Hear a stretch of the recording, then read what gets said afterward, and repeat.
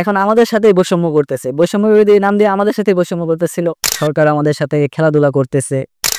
বাম পায়ের একটা নখ তুলে ফেলে, এই বাম পায়ের একটা নখ মারতে মারতে এমন অবস্থা করে ফেলেছিল, নখটা এমন ভাবে তুলে যে হচ্ছে আমি চিৎকার করতে করতে একদম আবার অজ্ঞান হয়ে গেছি। মানে একবার তো অজ্ঞান হয়েছি, আবার চিৎকার করতে করতে আবার অজ্ঞান হয়ে গেছি।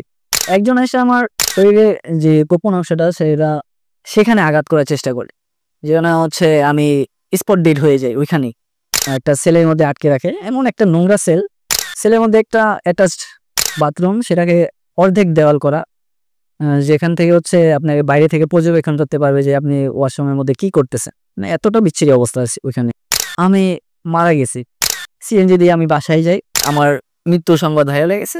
খবরটা এমন ছিল যে হচ্ছে ঢাকা বিশ্ববিদ্যালয়ের শিক্ষার্থী, মৎস্য বিজ্ঞান বিভাগের শিক্ষার্থী রাকিবুল ইসলাম মারা গেছে। ইন্টারিম সরকার আসলে তারা সাকসেসফুল হতে পারে নাই।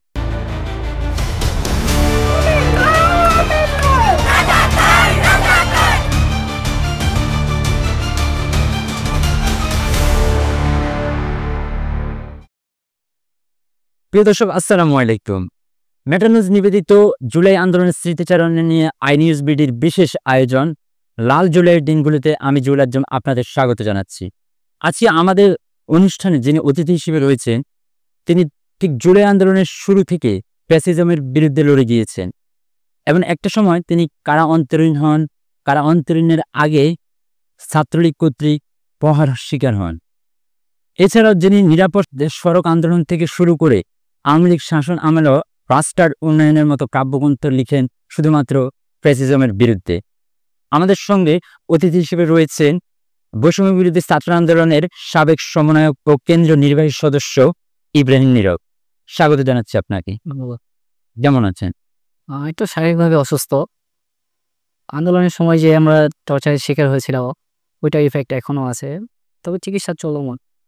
আমরা আপনার কাছে জুলাই আন্দোলনের স্মৃতিচারণা নিয়ে কথা বলবো, সেই থমথমে মুহূর্তে সেই স্মৃতিগুলো জানবো। তার আগে আপনার কাছে জানতে চাই যে যখন আওয়ামী লীগ শাসন ক্ষমতায় ছিল, ঠিক সে সময় আপনি বাস্টার্ড উন্নয়নের মতো কাব্যগ্রন্থ লিখলেন শুধুমাত্র ফ্যাসিজমের বিরুদ্ধে। কোথায় থেকে আপনার এই প্রেরণাটা আসলো? আসলে আমার আব্বু একজন বাউল শিল্পী, তো লেখালেখি যে হাতে করে এটা শেখা, সেটা পরিবার জন্মসূত্রে পাওয়া। তো আমি আমার আব্বুকে দেখেছি কখনো অন্যায়ের বিরুদ্ধে, অন্যায়ের কাছে মাথা নত করেনি, সবসময় সত্য কথা বলতেন এবং আমাদের অনুপ্রেরণা দিতেন যে হচ্ছে কখনো মিথ্যা কথা বলবা না, আর যেটা পাবা সেটা নিয়ে সন্তুষ্ট থাকবা। তো সেই ক্ষেত্রে ওই শিক্ষাটা আমাকে হচ্ছে এই পর্যন্ত নিয়ে আসতে সহযোগিতা করে। তো ওই চিন্তা ভাবনা থেকে আব্বুর সাথে একটু ডিটেলস আলোচনা করে যখন শুনি যে 1990 সালে যে এরশাদ বিরোধী গণ অভ্যুত্থান সংঘটিত হয়েছিল, আব্বু ওই সময় সাংস্কৃতিক ভাবে হচ্ছে তার লড়াই তিনি চালিয়েছিলেন এবং সেটা আমার একটা অনুপ্রেরণা। আর লেখালেখি করতে গিয়ে হচ্ছে আমি যেটা দেখেছি, আমরা সাধারণত যারা লেখালেখি করি তারা কখনো, লেখক আসলে সমাজের দর্পণ, সমাজের বাস্তব চিত্রই তার তুলে ধরা উচিত। কিন্তু আমি যখন লেখালেখি শুরু করি, আমার সাথে যারা ছিল তারা এগুলো আসলে ভয় পেত, তারা মুখ খুলতে পারতো না, বিভিন্ন রকম মামলা, হুমকি ধমকি এগুলো শিকার হতো। তা আমি ওই চিন্তা ভাবনা থেকে দেখলাম যে হচ্ছে কারো না কারো তো লিখতে হবে, আমি কেন লিখতেছি না। তো সেখান থেকে আমি হচ্ছে লেখালেখিটা শুরু করি এবং যেখানে যখন অন্যায় হয়েছে সেটার বিরুদ্ধে লড়াই সংগ্রাম করে গেছি এবং পাশাপাশি লেখালেখিও করেছি। ওই প্রেক্ষিতে বাস্টার্ড উন্নয়ন কাব্যগ্রন্থটা লেখা, যার কারণে তৎকালীন সময়ে ছাত্রলীগের দোসরদের হাতে বাংলা বাজার বইয়ের মার্কেটে আমার উপর একটা অতর্কিত হামলাও হয়েছিল এবং এর পরবর্তী সময়ে বইমেলার সময়ে যখন বইটা স্টলে ছিল, সেটা যেন স্টলে না ওঠে তার জন্য আওয়ামী লীগের নেতাকর্মীরা বিভিন্নভাবে প্রকাশনীকে ফোর্স করতেছিল। তবুও আমার যে প্রকাশক ছিলেন তিনি আমাকে যথেষ্ট সহযোগিতা করেছেন এবং পরবর্তীতে বইটা বইমেলায় ছিল। আপনি তো ছাত্র অধিকার পরিষদের রাজনীতির সাথে সংযুক্ত ছিলেন, কেন ছাত্র অধিকার পরিষদের রাজনীতি থেকে বের হয়ে আসলে? আমি যখন ছাত্র অধিকার পরিষদে যুক্ত হই, সময়টা ছিল 2019 সাল। এর আগে যখন নিরাপদ সড়ক আন্দোলন সংগঠিত হয় 2018 সালে, তখন আমি গ্রামের স্কুল থেকে এসএসসি পাস করে ঢাকায় ফিরেছি। আমার ফ্যামিলি ঢাকায় থাকতো, আমিও ঢাকায় ছিলাম, মাঝখানে কিছুদিন গ্রামে ছিলাম। তো আমার আসলে ওই জায়গা থেকে তেমন চেনা পরিচিতিটা একটু কম ছিল। তখন আমি যে কলেজে ভর্তি ছিলাম, সরকারি শহীদ সোহরাওয়ার্দী কলেজ। তো আমার যারা বন্ধু-বান্ধব ছিল তাদের সাথে আমি যোগাযোগ করি যে আমরা তো নিরাপদ সড়ক আন্দোলনের দাবিতে রাস্তায় নামতে পারি। তো সবাই ১ম এ রাজি হচ্ছিল না, কারণ ছাত্রলীগ বাধা দিচ্ছিল। সোহরাওয়ার্দী কলেজ তৎকালীন সময়ে ফ্যাসিবাদের আস্তানা ছিল এক প্রকার বলা যায়। আমি নিজ চোখে দেখেছি, আমি যখন একদিন কলেজ থেকে বের হচ্ছিলাম তখন কাউকে তারা বেরোতে দিচ্ছে না। কেন বেরোতে দিচ্ছিল না? ছাত্রলীগের কোথাও যেন একটা প্রোগ্রাম আছে, সেই প্রোগ্রামে যেতে হবে এবং যারা যাবে না তাদেরকে মারধর করতেছিল। আমার চোখের সামনে একজনকে এমন জোরে একটা আ চড় মেরেছিল যে পুরো ক্যাম্পাস কেঁপে উঠেছিল। তো পরবর্তীতে আমাদেরকে আর জোর জবরদস্তি করেনি। আমরা যারা ইন্টারমিডিয়েট ছিলাম তাদেরকে বেরোতে দেয়। তো ওইটা যখন আমি দেখলাম যে আমার বিরুদ্ধে আমার মাইন্ড সেটআপটা এমন হয়ে গেল যে এটা তো অন্যায় হচ্ছে। কাউকে তো জোর জবরদস্তি করে কোনো প্রোগ্রামে নিয়ে যাওয়া অধিকার কেউ রাখে না। তারা স্বইচ্ছায় যেতে পারে। তখন থেকেই আসলে অ্যাক্টিভিটিস এর সাথে জড়িত হই যে এটার বিরুদ্ধে প্রতিবাদ করা উচিত। এরপরে নিরাপদ সড়ক আন্দোলন যখন তুঙ্গে ছিল, তখন আমি নিরাপদ সড়ক আন্দোলনে যুক্ত হই। এর পরিপ্রেক্ষিতে যখন আবার ডাকসু নির্বাচন হয়, ডাকসু নির্বাচনের পরিপ্রেক্ষিতে কোটা সংস্কার আন্দোলনের নেতৃবৃন্দের উপর হামলা হয়। তখন আমি তাদের সাথে যোগাযোগ করার চেষ্টা করি, ভাই আমরা আপনাদের সাথে কাজ করতে চাই, আপনাদের সাথে থাকতে চাই। এই ধরনের অন্যায়গুলো হচ্ছে এইগুলোর বিরুদ্ধে প্রতিবাদ করতে আপনাদের পাশে চাই। তো তারা আমাকে অ্যাকসেপ্ট করে। সেই জায়গা থেকে হচ্ছে পরিষদের সাথে পথ চলা শুরু হয়েছিল। পরিষদের ১ম যে নীতিগুলো ছিল, অন্যায়ের বিরুদ্ধে কখনো আপোস করা যাবে না।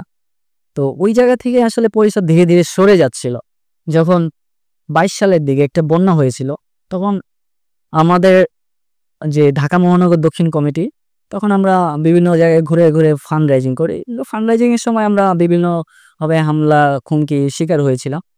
তো যখন আমরা যে অর্থ উত্তোলন করেছিলাম, সেই টাকা পুরোটা হচ্ছে বন্যার্তদের সহযোগিতার জন্য প্রদান করা হয়নি। তখন আমরা অনেকজন প্রতিবাদ জানাই এবং ছাত্র অধিকার পরিষদের তৎকালীন সভাপতি যারা ছিলেন এবং সাধারণ সম্পাদক বরাবর আমরা অভিযোগ জানিয়েছিলাম। কিন্তু কেন্দ্র তখন কোনো ব্যবস্থা গ্রহণ করেনি।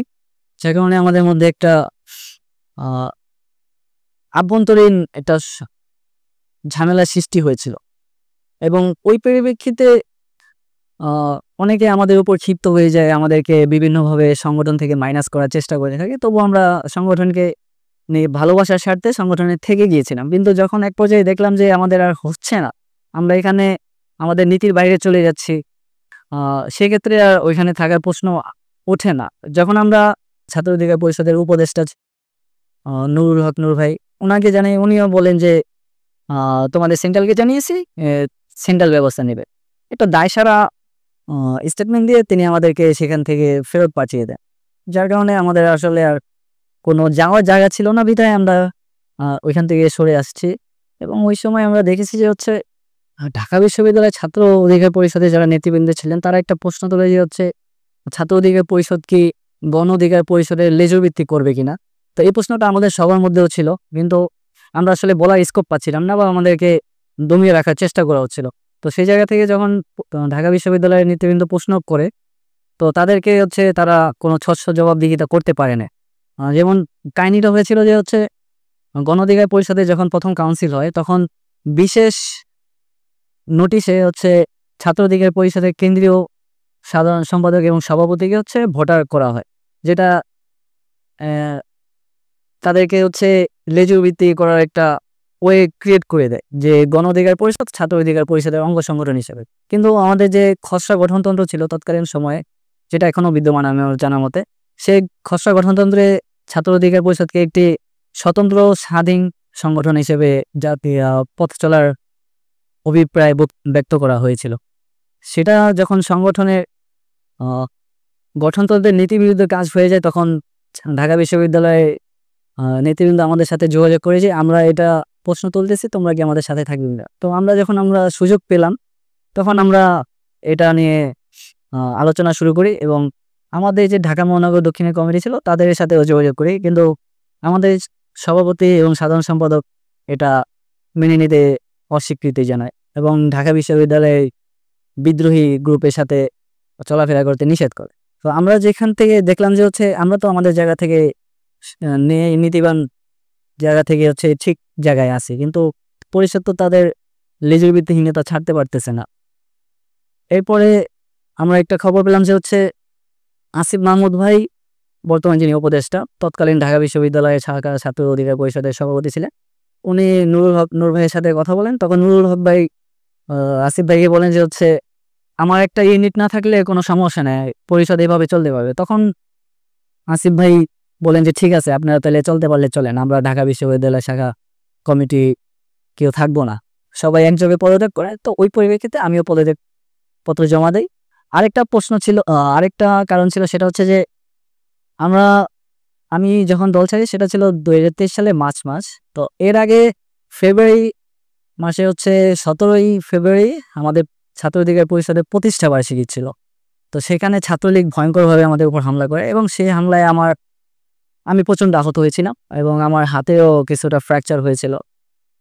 তো প্রথম দিকে দল থেকে কিছুটা সহযোগিতা পেলেও পরিপূর্ণ সহযোগিতা পাচ্ছিলাম না। এক পর্যায়ে দল থেকে সহযোগিতা বন্ধ করে দেয়। আমার ফ্যামিলির অবস্থা অতটা ভালো নয় যে আমাকে এই বিভিন্ন সময় বারবার যে হামলা মামলার শিকার হচ্ছে এগুলা ব্যয়ভার তারা বহন করতে পারবে। তো ওই জায়গা থেকে আমি নুরুল হক ভাই সহ যারা ছিল সর্বোচ্চ পর্যায়ের নেতৃবৃন্দ থেকে যারা ছিল সবার সাথে আমি যোগাযোগ করেছি যে ভাই আমার এটা ফ্যামিলি বেয়ার করতে পারতেছে না, আমাকে কোনো একটা ওয়ে ক্রিয়েট করে দেয়। তো সেই জায়গা থেকে তারা অস্বীকৃতি জানায় এবং যখন গণ অধিকার পরিষদ দুই ভাগ হয়ে যাচ্ছিল তখন এক ভাগ বলে যে হচ্ছে তুমি আমাদের দলে থাকলে তোমাকে আমরা চিকিৎসা খরচ দিব, আরেক ভাগ বলতেছে তুমি আমাদের দলে আমাদের অংশে থাকলে তোমাকে আমরা চিকিৎসা খরচ। তো দুই অংশের এই আভ্যন্তরীণ ঝামেলার যাতে আমি শিকার না হই সেটার কারণে আমি এখান থেকে সরে আসি। এই হচ্ছে ওখান থেকে সরে আসার কাহিনী। ঢাকা বিশ্ববিদ্যালয়ের যে ইউনিটটা ছিল পরিষদে, যেমন বর্তমান উপদেষ্টা আসিফ মাহমুদ, সজীব ভুঁইয়া, তো ওনারা সবাই একই কারণে কি পদত্যাগ করেছিল? হ্যাঁ। আচ্ছা, আমরা যদি আপনার কাছে জানতে চাই, ঠিক সে সময় আপনি নিরাপদ সড়ক আন্দোলনে ছিলেন, পরবর্তীতে অধিকার পরিষদের রাজনীতি করলেন। এই যে আপনার রাজনৈতিক সময়, সে সময়টায় বিভিন্ন সময় ছাত্রলীগ কর্তৃক হামলার শিকার হন। এর ভিতরে পরিবার থেকে কি আপনার কোনো বাধা ছিল এই রাজনৈতিক জীবনে? পরিবার থেকে অবশ্য একটা প্রশ্ন তুলতো তারা যে হচ্ছে এত দৌড়দৌড়ি করে আমাদের লাভটা হচ্ছে গিয়ে সিস্টেমে তো কোনো পরিবর্তন হচ্ছে না। যখন এই প্রশ্নটা তুলতো তখন আমরা বলতাম যে আমি আমার ছোট ভাই সেও পরিষদের রাজনীতির সাথে এসেছিল, দুজনে আমরা বলতাম যে হচ্ছে উত্তর দিতাম যে আমরা যদি সামনে দাঁড়িয়ে কথা না বল তাহলে মানুষ তো যে একটা ওয়ে খুঁজে পাবে না। তখন ওই জায়গা থেকে আমরা যখন এই কাউন্টার দিতাম তখন ফ্যামিলি কিছুটা চুপ হতো, কিন্তু পরবর্তীতে যখন আবার হামলা মামলার শিকার হতাম তখন ফ্যামিলি থেকে আবার বলতো যে এই রাজনীতি করতে পারবি না। কিন্তু কিছুদিন পরে আবার তারাই বলতো যে ঠিক আছে যা, কোনো সমস্যা নেই। তো ফ্যামিলি থেকে তেমন কোনো বাধা আসে নাই, যেটা ছিল ওইটা আর কি হচ্ছে নিজের সন্তানের সুরক্ষা সবাই চায়। ওইটা আসলে একটা রক্তের বন্ধন থেকে সেটা সুরক্ষাটা চায় তারা, সেক্ষেত্রে ওইটাকে আমি বাধা মনে করি না। আমাদের আজকের অনুষ্ঠান হচ্ছে লাল জুলাইয়ের দিনগুলি। আমরা যদি শুরুতে আপনার কাছে জানতে চাই যে এই যে বৈষম্য বিরোধী ছাত্র আন্দোলন কোটা সংস্কারের দাবিতে নেমেছিল, সেই অধিকারে আপনাকে শুরুতে আমরা খুবই সক্রিয় দেখি। কেন আপনি এই আন্দোলনের সাথে যুক্ত হলে? প্রথমে যেটা বলেছিলাম যে আমি আমার পরিবার থেকে অন্যায়ের বিরুদ্ধে এবং সত্যি কথা বলার একটা অনুপ্রেরণা পেয়েছি। সেই জায়গা থেকে আমার চিন্তা ভাবনাটা ছিল যে কোটা সংস্কার যখন হয় 2018 সালে, তখন যে পরিপত্রটা জারি করেছিল সরকার, সেই পরিপত্রে অন্তত একটা সমতা ছিল। কিন্তু একটা পর্যায়ে এসে যখন 2018 সালে যে পরিপত্রটা বাতিল করে দিল হাইকোর্টে আপিল করে, তো সেটা আমাদের মধ্যে একটা ক্ষোভ তৈরি করে। ওই ক্ষোভের কারণে আমরা আসলে সিদ্ধান্ত নেই যে আমরা পুনরায় এটার বিরুদ্ধে লড়াই করব এবং এটাকে যেন এখানেই একদম ফুল স্টপ দেওয়া হয় এবং পরবর্তীতে যেন কোটা নিয়ে আর কোনো আন্দোলন করা না প্রয়োজন হয়, সেভাবে আমরা আন্দোলন সাজাবো। 2024 সালে 5ই জুন কোটা বাতিলের প্রতিবাদে আমরা হচ্ছে প্রাথমিক একটা মিছিল বের করে এরপর আমরা ধীরে ধীরে পরিকল্পনা সাজাতে থাকি যে হচ্ছে কিভাবে কি করা যাবে। তো মাঝখানে ওই সময় ঈদের ছুটি উপলক্ষে সবাই গ্রামে চলে যায়, যার কারণে আসলে আন্দোলনটা তখন আর রান করা পসিবল হয়নি। তো আমরা সিদ্ধান্ত নিই যে সবাই ছুটি কাটিয়ে ঢাকায় ফিরলে আবার পুনরায় একত্রিত হয়ে বসে আমরা এই আন্দোলনটাকে কন্টিনিউ করব। ওই পরিপ্রেক্ষিতে আমাদের কয়েক দফা মিটিং হয় সবার সাথে। ওই মিটিং এর মাধ্যমে আমরা সিদ্ধান্ত নেই যে প্রথমে আমরা এমন একটা ব্যানার ক্রিয়েট করব যে ব্যানারের মাধ্যমে হচ্ছে সবাই সম্মিলিতভাবে যোগ দিতে পারে এবং সরকার যেন এটা তাদের বিরুদ্ধ আন্দোলন বলতে না পারে। কারণ আমরা ওই সময় জানি যে হচ্ছে কোনো আন্দোলন সরকারের বিরুদ্ধে সরাসরি বিরুদ্ধে গেলে হচ্ছে, আবার কোনো যদি রাজনৈতিক দলের ট্যাগ থাকে সেক্ষেত্রে তারা ওই আন্দোলন দমানোর জন্য শুরু থেকেই হচ্ছে পুলিশ এবং তাদের যে সরকার দলীয় ছাত্রলীগের ক্যাডার ছিল তাদেরকে ব্যবহার করতো। তো ওই জায়গা থেকে আমরা আসলে খুবই ভেবেচিন্তে সিদ্ধান্ত নিই আমরা আলাদা একটা প্ল্যাটফর্ম তৈরি করি, যেটার নাম ছিল বৈষম্য বিরোধী ছাত্র আন্দোলন।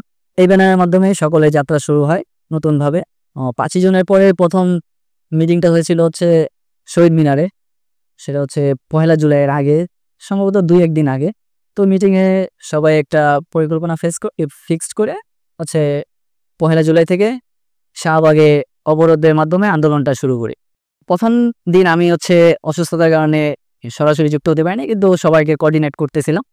এবং 2 তারিখ থেকে হচ্ছে আসিফ ভাই আমাকে অসুস্থ থাক আর যাই থাক, আমাদের আন্দোলনে লোকজন প্রয়োজন এবং তোকে সরাসরি ফিল্ডে থাকতে হবে। এখন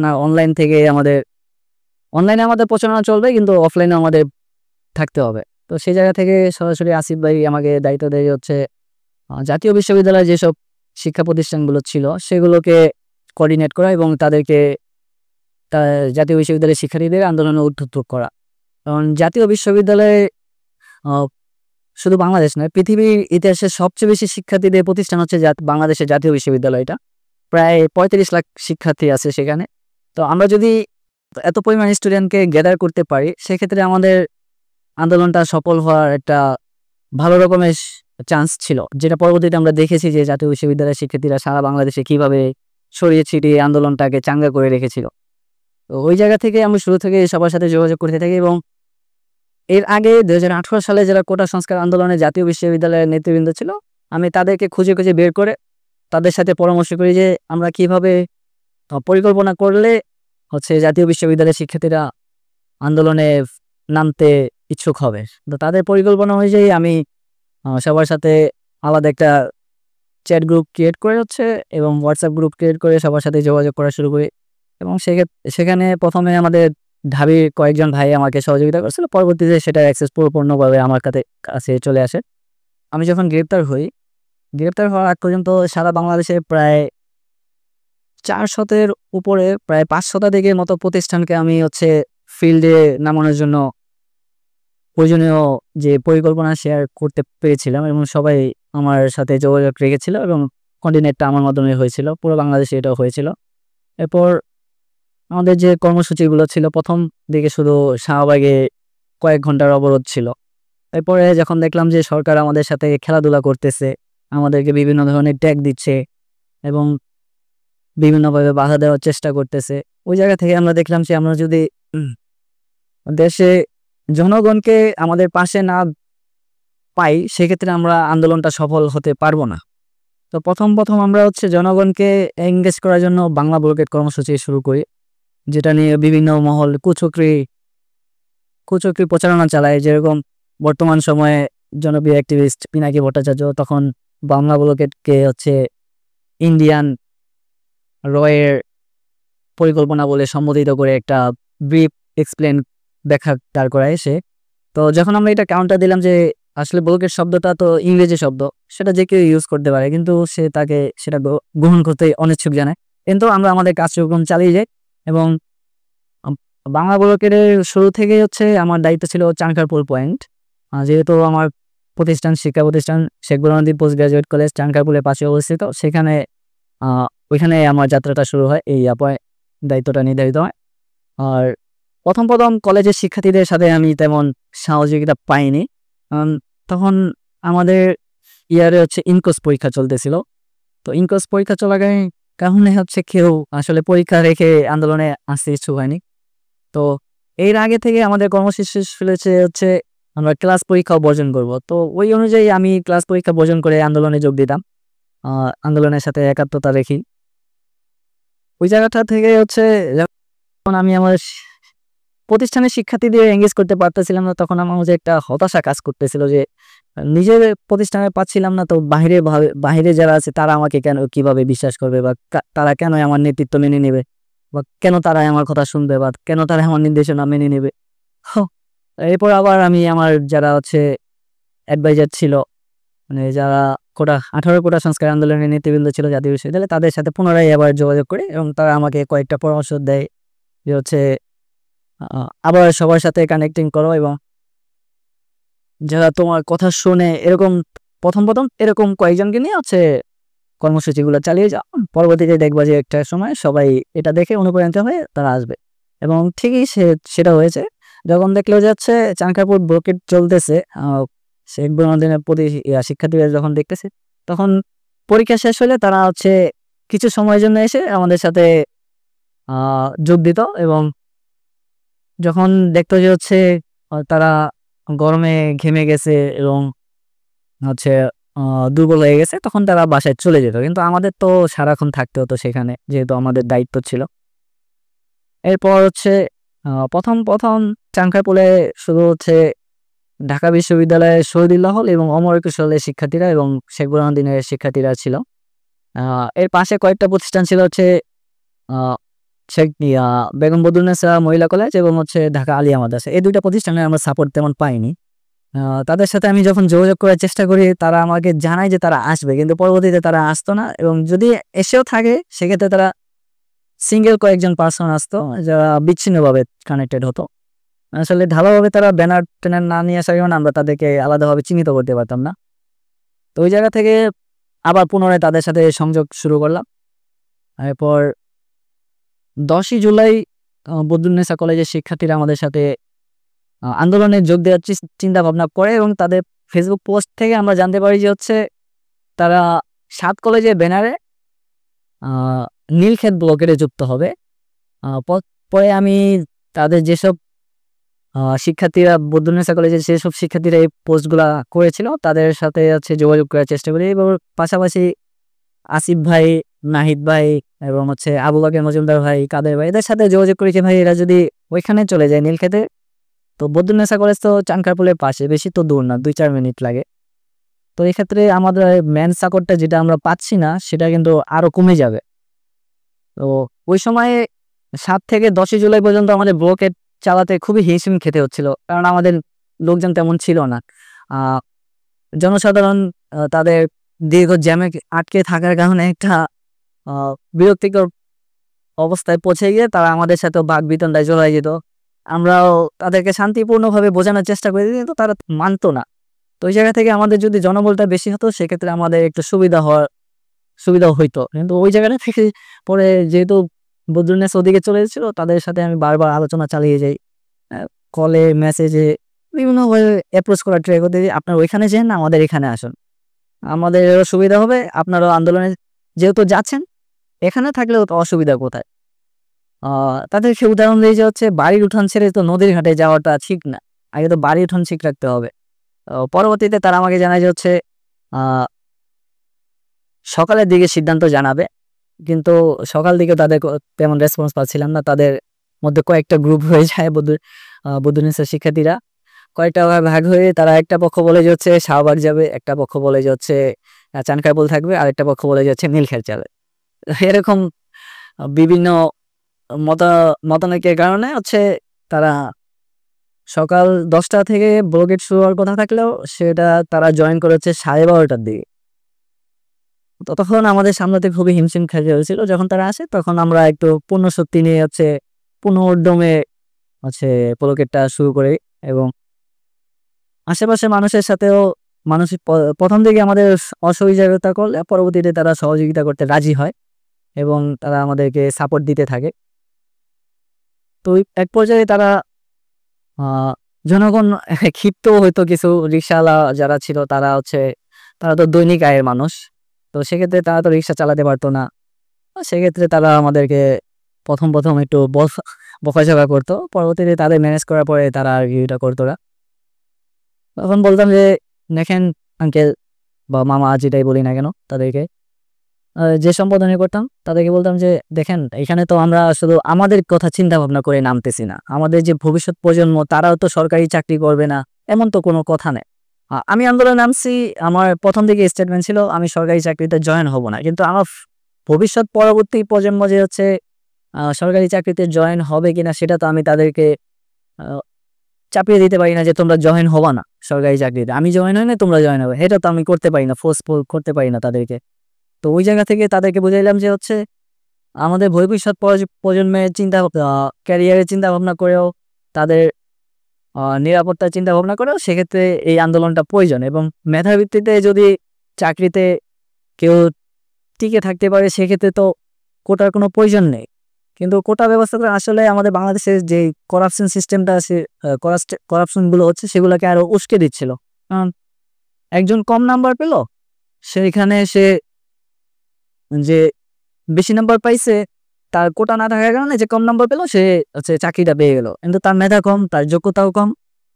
সে তার মধ্যে একটা ইন্টেনশন থাকবে যে হচ্ছে আমি যেহেতু ওইভাবে যুক্ত হয়েছে, আমি চাইলে যে কোনো কিছু করতে পারি, আমার কোনো সমস্যা হবে না। পরবর্তীতে সে ওই একরকম চিন্তা ভাবনা থেকে দুর্নীতিতে জড়াই যেত।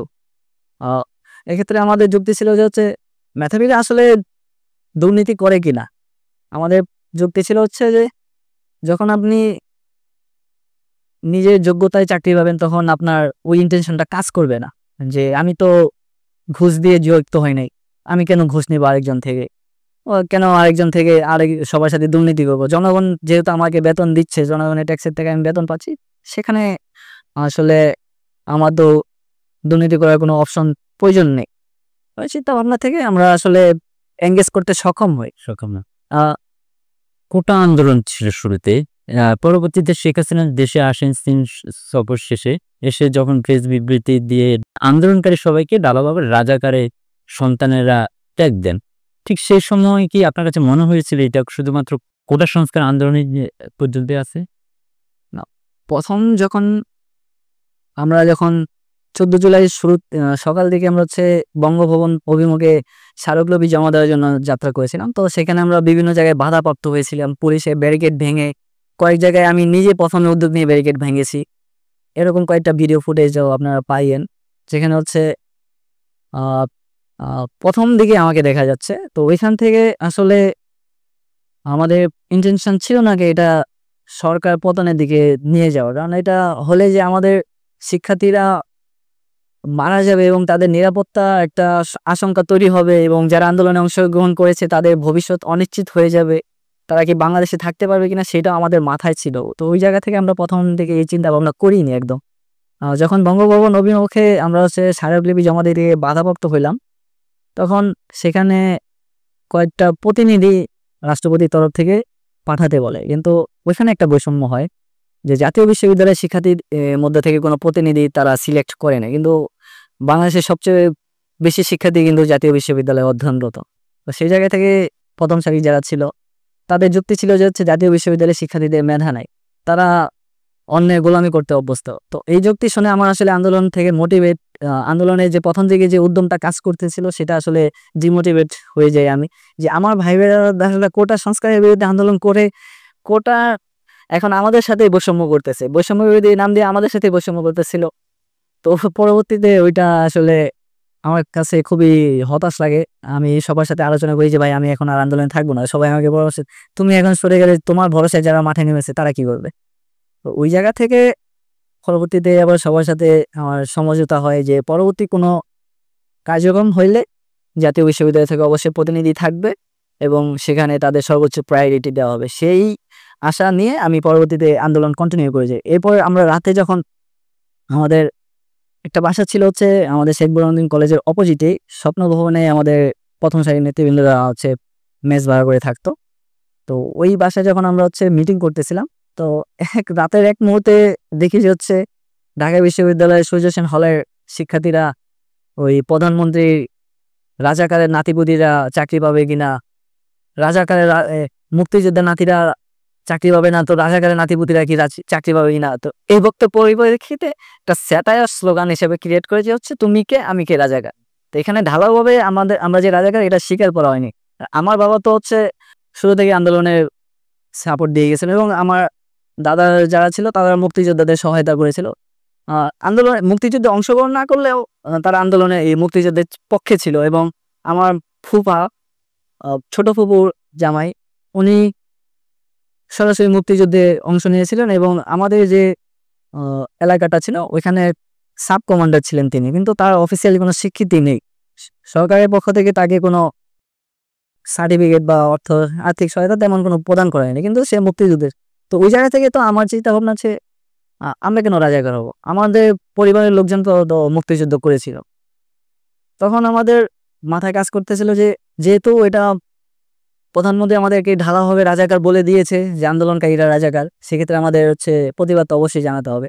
তো যখন দেখলাম যে স্বতঃস্ফূর্তভাবে এটার পরিপ্রেক্ষিতে সবাই নেমে গেছে, তখন এটাকে আর আমরা নিজেদের মধ্যে সীমাবদ্ধ না রেখে আমরা স্বতঃস্ফূর্তভাবে আমরাও নেমে যাই। এখানে ওই দিন কোনো ব্যানার ছিল না। প্রথম আমরা ওই দিন আসিফ মাহমুদ ভাই একটা ইন্টারভিউ দিয়েছিলেন।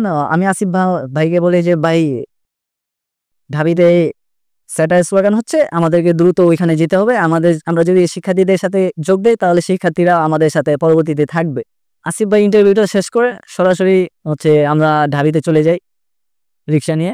ঢাবিতে গিয়ে সবার সাথে যোগাযোগ করে এবং আমরাও স্লোগান দিতে শুরু করি যে তুমি কি আমি কি, রাজাকার রাজাকার। এবং আন্দোলনটা পরবর্তীতে পুরা ঢাকা বিশ্ববিদ্যালয় থেকে ঢাকার বিভিন্ন যে প্রতিষ্ঠানগুলো ছিল সেখানে ছড়িয়ে যায় এবং পরবর্তীতে বাংলাদেশ ব্যাপী একটা আলোড়ন তৈরি হয়। জাহাঙ্গীরনগর বিশ্ববিদ্যালয়, রাজশাহী বিশ্ববিদ্যালয়, চট্টগ্রাম বিশ্ববিদ্যালয়, খুলনা বিশ্ববিদ্যালয়, এরা সবাই নেমে পড়ে।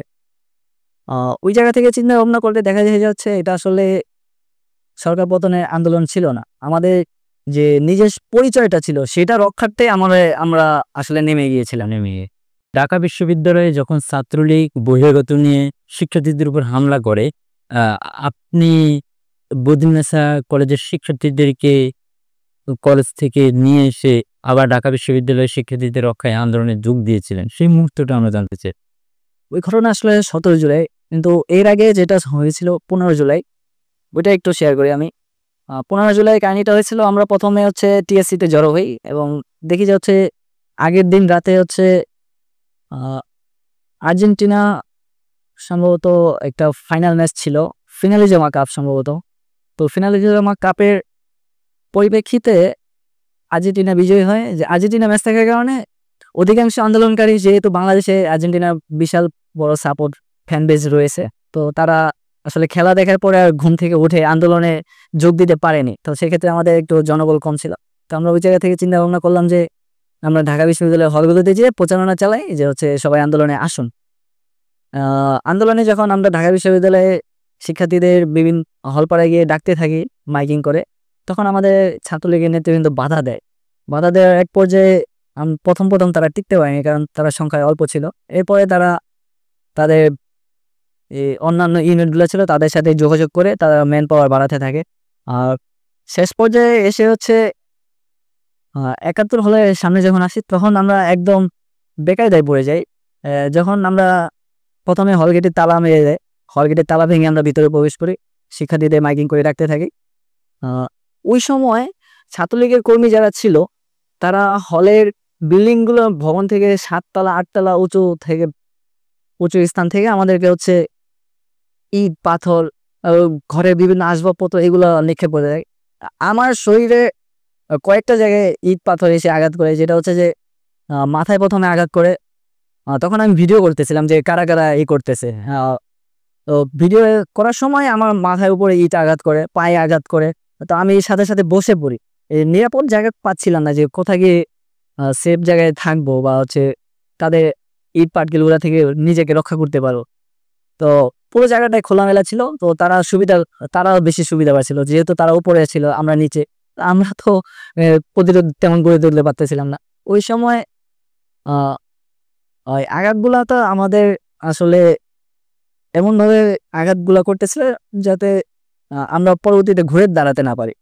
এক পর্যায়ে একটা ছাত্রলীগের নেতাকে 71 হলে নিচতলায় পাওয়া যায়, তাকে ধরে সবাই মিলে গণধোলাই দেয় এবং তার মাথা মতো ফেটে যায় এবং আমাদের আন্দোলনে কয়েকজনে আহত হয়। তাদেরকে নিয়ে আমরা যখন বের হতে যাচ্ছিলাম, তখন ছাত্রলীগ আমাদেরকে পাল্টা ধাওয়া দেয়। তো পাল্টা ধাওয়ার এক পর্যায়ে সবাই বিচ্ছিন্ন হয়ে যায় এবং যে যার মতো করে সেফ পজিশনে চলে যায়। তো প্রথম আমি ক্যামেরা ধরে রাখছিলাম, তো প্রথমে দেখি যে সাংবাদিকদের উপর হামলা করতেছিল না, যেহেতু আমি ক্যামেরা চালু, আমি ওইটা সাংবাদিক একটা ভাব নিতে চাচ্ছিলাম যে ভিডিওটা করে রাখ। ওই সময় একটু পরে দেখি যে সাংবাদিকদের উপর হামলা করা হচ্ছে। তখন আমি যারা সাংবাদিক ছিল তাদের সাথে দৌড় দিয়ে বঙ্গবন্ধু হলের দিকে দৌড়ে যাই। বঙ্গবন্ধু হলের দিয়ে দৌড়ে গিয়ে ঢুকে দেখি যে হচ্ছে কোনো বের হওয়ার কোনো রাস্তা নেই, আমরা আটকা পড়ে গেছি। একটা দেওয়াল ছিল প্রায় 17 ফুট উঁচু। দেয়ালটা খুবই পিচ্ছিল, শ্যালাও জমে হচ্ছে পিচ্ছিল হয়ে গিয়েছিল। আবার ওদিন আবার বৃষ্টিও হয়েছিল। আর আসলে দেয়ালটাও টপকাতে পারতেছিলাম না।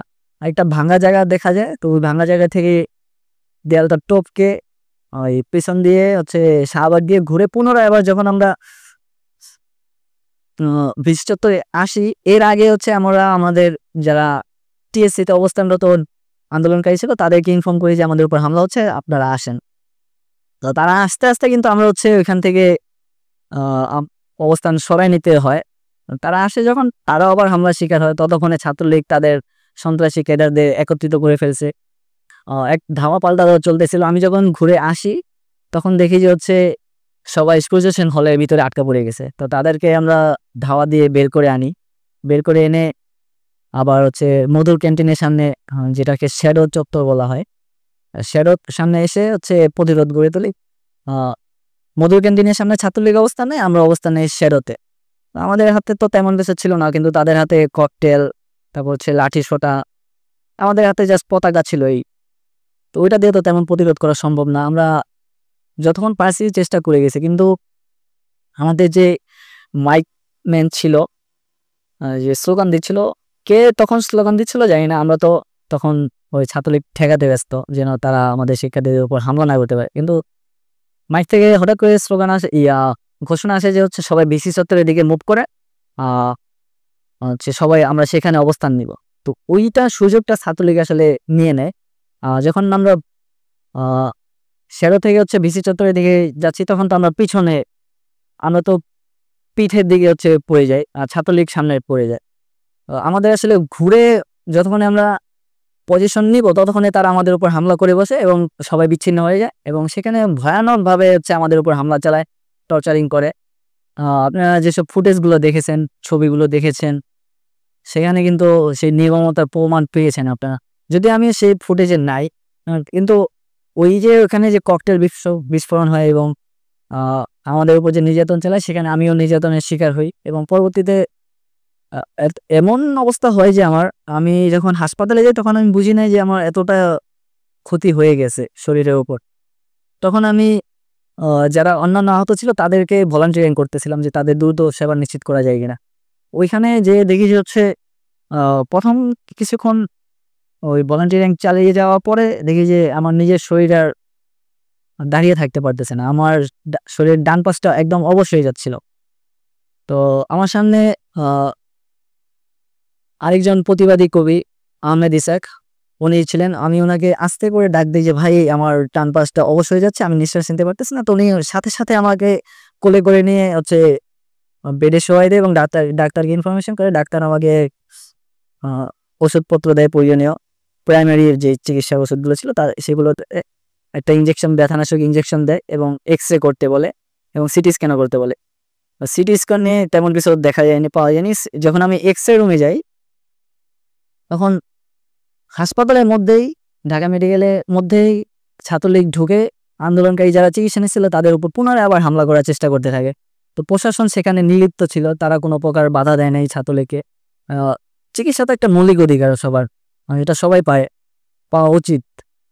আর একজন মানুষের বেঁচে থাকা তো, আপনি তো কাউকে খুন করে ফেলতে পারেন না, যে যত অন্যায় করবে তার তো বিচার একটা হবে, তারপর তার শাস্তি নিশ্চিত করা যায়। তো আমরা সেখানে আমরা কোনো দোষই করি নাই, আমাদের উপরে হামলা করলো। আবার আমরা চিকিৎসা নিতে এসেছি, সেখানেও আমাদের বাধা দিচ্ছে এবং সেখানেও আমাদের হাসপাতালের ভিতরে ঢুকে পর্যন্ত হামলা করতেছে। ততক্ষণে আমার ফ্যামিলি আমার খবর জেনে হাসপাতালে পৌঁছায়। আমি ওই অবস্থায় এক্স-রে রুম থেকে একটা ভিডিও বার্তা দেই যে আমি কি রাজাকার, আমরা কি যারা আন্দোলন করতেছি তারা কি রাজাকার, শেখ হাসিনা কেন আমাদেরকে রাজাকার বলবে, আমরা কি একটু ব্রিফ এক্সপ্লেন করে সবাইকে উদ্ধৃত করে একটা ভিডিও বার্তা আমার ফেসবুক আইডি থেকে আমার ছোট ভাইকে বলে যে এটা আপলোড করে দেয়। ভিডিওটা ওই সময় আমরা দেখেছি যে খুব ভাইরাল হয়ে যায় ওই মুহূর্তে ক্লিপটা, একটা পিকচার কিংবা ভিডিও ক্লিপ ভাইরাল হয়ে গিয়েছিল। সেখানে বলা হচ্ছিল যে আপনার এই বক্তব্য কেন্দ্র করে যে আপনি মারা গিয়েছিলেন, এই টাইপেরও একটা ওই সময় গুজব ছড়িয়ে পড়ছিল। না, ওই বক্তব্য কেন্দ্র করে মারেনি। ভিডিওগুলো আমিও দেখেছি। ভিডিওগুলোতে হচ্ছে প্রথমে বক্তব্যটা ছিল, তারপরে ছবিটা ছিল। তারা ধারণা করেছিল যারা ভিডিওটা হচ্ছে প্রোপাগান্ডা হিসেবে ছড়ায়, যেহেতু এটা প্রোপাগান্ডাই বলবো আমি বা গুজবই বলবো। যারা ছড়ায় তারা আসলে হচ্ছে প্রথমে বলে যে তারা বলে যে হচ্ছে মৃত্যু সন্নিকটের অবস্থায়ও সে হচ্ছে আমাদেরকে অনুপ্রেরণা দিয়ে যাচ্ছে যে আমরা আমরা তো কোনো অন্যায় অপরাধ করিনি, আমরা কেন তাহলে ঘরে বসে থাকবো। এটা ছিল ওই ভিডিওগুলোর বার্তা, যে তারা ভিডিওগুলো ছড়ায়। সেখানে একটা অ্যাসেজের গান তারা অ্যাড করে দেয়। ওইটা আসলে খুবই মি- এমন ভাবে ভাইরাল হয়ে যায় যে হচ্ছে তারা মনে করেছিল যে আমি আসলে মারা গেছি। কারণ ওইটা মনে করার কারণটা হচ্ছে যে আমার ছোট ভাই ভিডিও করার পাশাপাশি একটা ছবিও তোলে। ছবিটা এমন অ্যাঙ্গেল থেকে তোলা, এমন পয়েন্ট থেকে ক্লিক করেছিল যে হচ্ছে দেখা যাচ্ছে যে আমি মারা গেছি। একটা একটা ডেড বডি যেরকম হয় সেরকম অবস্থা দেখা যাচ্ছিল, শরীর ফ্যাকাশে হয়ে গেছে আর হচ্ছে হাত পা ছেড়ে দিয়েছে, মানে একদম ডেড বডির মতো অবস্থা। তো ওইটা অ্যাড করে কোলাপ করে তারা হচ্ছে এটা প্রোপাগান্ডা হিসেবে ছড়ায় দেয়। তা আমি তো আসলে জানতাম না যে ভিডিও এত এভাবে ছড়াই যাবে বা হচ্ছে ভাইরাল হবে বা হচ্ছে আমার মৃত্যুর গুজব ছড়ায়। আহ, আমরা তো হচ্ছে নিজেদের চিকিৎসা নিয়ে ব্যস্ত। মোবাইল আমার হাতে ছিল না, তখন মোবাইল চালানোর মতো অবস্থা ছিল না। আহ, যখন আমরা এর ছাত্রলীগ যখন দফায় দফায় হামলা করতেছিল, তখন আমার ফ্যামিলি খুবই ভীত সন্ত্রস্ত হয়ে যায় এবং আমাদের আন্দোলনকারী যারা একটু সুস্থ ছিল, তেমন আহত হয়নি, তাদেরকে বলে যে হচ্ছে এখানে তো ওকে রাখা নিরাপদ হবে না, তাহলে হচ্ছে ওকে আমরা কোথায় নিয়ে দিতে পারি। কারণ বলে যে অন্যান্য হাসপাতালে নিলেও সেখানে তেমন অবস্থায় করবে, তার চেয়ে বড় ভালো হবে যে হচ্ছে বাসায় নিয়ে যাওয়া যায় কিনা। পরবর্তীতে অনেক চেষ্টার পর হচ্ছে আমাকে বের করতে সক্ষম হয়। সিএনজি দিয়ে আমি বাসায় যাই। কিন্তু বাসায় আসার পরে ১-২ ঘন্টা পরে আমি খবর পাই যে হচ্ছে আমার মৃত্যু সংবাদ ভাইরাল হয়ে গেছে। তা খবরটা এমন ছিল যে হচ্ছে ঢাকা বিশ্ববিদ্যালয়ের শিক্ষার্থী, মৎস্য বিজ্ঞান বিভাগের শিক্ষার্থী রাকিবুল ইসলাম মারা গেছে। আর সে সংখ্যা সম্ভবত ১৫-১৬ উল্লেখ করেছিল তারা। আসলে তারা এক্সাক্ট পরিচয়টা জানতে পারেনি যে আসলে আমি কে ছিলাম, ভিডিওর লোকটি কে ছিল। তারা জাস্ট একটা আনুমানিক ধারণার উপরে ভিডিওটা ছড়াই দেয়। যেটা আসলে আন্দোলনে গতি এনেছিল ওই ভিডিওটা কিন্তু। ওই ভিডিওটার অনুপ্রেরণায় কিন্তু অনেক মানুষ, যাদেরকে আমরা প্রথমে এঙ্গেজ করতে পারিনি, অনেক চেষ্টা করার পরেও তারা কিন্তু স্বতঃস্ফূর্তভাবে নেমে গেছে। যেমন আমি বলি যে আমার অনেকগুলো বন্ধু আসলে প্রথম দিকে আন্দোলনে যুক্ত হতে চায়নি, কিন্তু যখন দেখছে যে ১৫ জুলাই এই ভিডিওটা এভাবে ছড়াই গেছে, আমরা নির্যাতনের শিকার হয়েছি, বিসি চত্বরে যে নির্মমতা হয়েছে ঘটেছে পুলিশ এবং ছাত্রলীগের যৌথ সহায়তায়, যৌথ আক্রমণে, তো ওই জায়গা থেকে তারা আসলে স্বতঃস্ফূর্তভাবে নেমে গেছে, পরের দিনই নেমে গেছে যে আমার ভাই যে তোমায় খেয়েছে, ওদেরকে আর বাঁচিয়ে রাখার কোনো অপশন নাই। আর যারা হামলা করেছে তাদের বিচার করতে হবে, নয়তো তাদের জানের বদলে জান, এরকম যেটা আগে ইসলামে বলে যে হচ্ছে জানের বদলে জান নিতে হবে, এরকম তারা অভিপ্রায় নিয়ে আন্দোলনে নেমে যায়। ওই সময় বিভিন্ন মিডিয়া আমার সাথে যোগাযোগ করে, বর্তমানে সবচেয়ে জনপ্রিয় ফ্যাক্ট চেকার রিউমার স্ক্যানার, তারাও যোগাযোগ করে। এই যখন আমার মোবাইল হাতে আসে তাদের সাথে আমি তারা আমার সাথে যোগাযোগ করতে পারে। তো তখন আমি চিন্তা করলাম যে এভাবে জনে জনে বলার চেয়ে আবার আরেকটা ভিডিও করি, যেন হচ্ছে সবাই বুঝতে পারে যে আসলে কি হয়েছিল সেখানে। তখন আমি আরেকটা ভিডিও আপলোড করি, প্রায় ৫-৬ মিনিটের মতো। সেখানে আমি আমার পরিচয় সম্পূর্ণ ক্লিয়ার করি, আমি কোথায় কি করি, কোথায় পড়াশোনা করি এবং কেন আন্দোলনে নেমেছি, এবং উইদিন ১৫ জুলাই আসলে কি ঘটেছিল, কিভাবে আমি আহত হয়েছি, সবগুলো ব্রিফ এক্সপ্লেন করে আমি একটা ভিডিও আপলোড দেই এবং পরবর্তীতে সবাই আসলে আশ্বস্ত হয় যে না, সে ঠিক আছে। এরপরের দিন ১৬ জুলাই আমরা আসলে শহীদ মিনারে জমায়েত ছিলাম। আমাদের একটা প্রোগ্রাম ছিল শহীদ মিনারে। তো প্রোগ্রামে আমরা খবর পাই যে চারিদিক থেকে ছাত্রলীগ প্রস্তুতি নিচ্ছে, আমাদেরকে হামলা করবে। কিন্তু তখন আমরা প্ল্যান করলাম যে হচ্ছে শহীদ মিনারের যে আশেপাশের পয়েন্টগুলা, ঢোকার যে পয়েন্টগুলা, সেখানে আমরা অবস্থান নিব। একটা পয়েন্ট হচ্ছে বকশীবাজার পয়েন্ট, একটা পয়েন্ট চানকারপোল, একটা পয়েন্ট অমর একুশে হল, একটা পয়েন্ট দোয়েল চত্বর, আরেকটা পয়েন্ট হচ্ছে টিএসসি এবং হচ্ছে বুয়েট। এই পয়েন্টগুলোতে আমরা বিভিন্নভাবে ভাগ হয়ে যে যার মতো অবস্থান নেই, যেন হচ্ছে প্রাথমিক হামলাটা আমরা ঠেকাইতে পারি এবং ভিতরে যারা ছিল তারা যেন সরে যাওয়ার জন্য পর্যাপ্ত সময় পায়, বা হচ্ছে যদি পাল্টা আক্রমণ করতে চায় সেক্ষেত্রে তারা যেন যথেষ্ট প্রিপারেশন নিতে পারে। তো এর মাঝে খবর পেলাম যে সায়েন্স ল্যাবে অলরেডি পুলিশের সাথে ছাত্রলীগের সাথে আন্দোলনকারীদের সাথে সংঘর্ষে লেগে গেছে, অনেকে আহত হয়েছে। আবার রংপুরে হচ্ছে আবু সাইদ গুলিবিদ্ধ হয়ে শহীদ হয়ে গেছে, চট্টগ্রামে ওয়াসিম শহীদ হয়ে গেছে গুলিবিদ্ধ হয়ে। তো এইগুলো আসলে আমাদেরকে বিভিন্নভাবে ক্ষুব্ধ করে তুলতেছিল যে হচ্ছে এটাকে তো আর হচ্ছে কোটা সংস্কার আন্দোলনে সীমাবদ্ধ রাখা যায় না। যে আমাদের তো এই যে শিক্ষার্থী যারা মারা গেছে তাদের কি করব আমরা, তাদের তো ফ্যামিলি আছে, তাদের ফ্যামিলির দায়িত্ব কে নেবে? আহ, যে মারা গেছে সে যদি বেঁচে থাকতো ভবিষ্যতে তো তারই দায়িত্ব হতো। ওই জায়গা থেকে চিন্তা ভাবনা করে আমরা আসলে প্রতিরোধ গড়ে তুলতে চাচ্ছিলাম। সবার সাথে পরামর্শ করি যে আমরা সরাসরি এখন এই সরকার প্রধানের দিকে ধাবিত হব কিনা। তো সবাই পরামর্শ দেয় যে এটা এখনই করা উচিত হবে না, আমরা আসলে দেখি আমাদের দাবি মেনে নেয় কিনা। যদি কোটা সংস্কারের দাবি মেনে নেয় তাহলে আমরা প্রস্তাব এবং দাবি উত্থাপন করতে পারি যে হচ্ছে যারা মারা গেছে তাদের পরিবারের সবাইকে হচ্ছে পরিবারের সবাইকে সহযোগিতা করতে হবে এবং সর্বনিম্ন একজনকে হচ্ছে সরকারি চাকরিতে অন্তর্ভুক্ত করতে হবে, এবং যারা আহত হয়েছে এবং যারা গ্রেপ্তার হয়েছে তাদেরকে সসম্মানে মুক্তি দেওয়া হয়। এটার একটা দাবি ছিল আমাদের।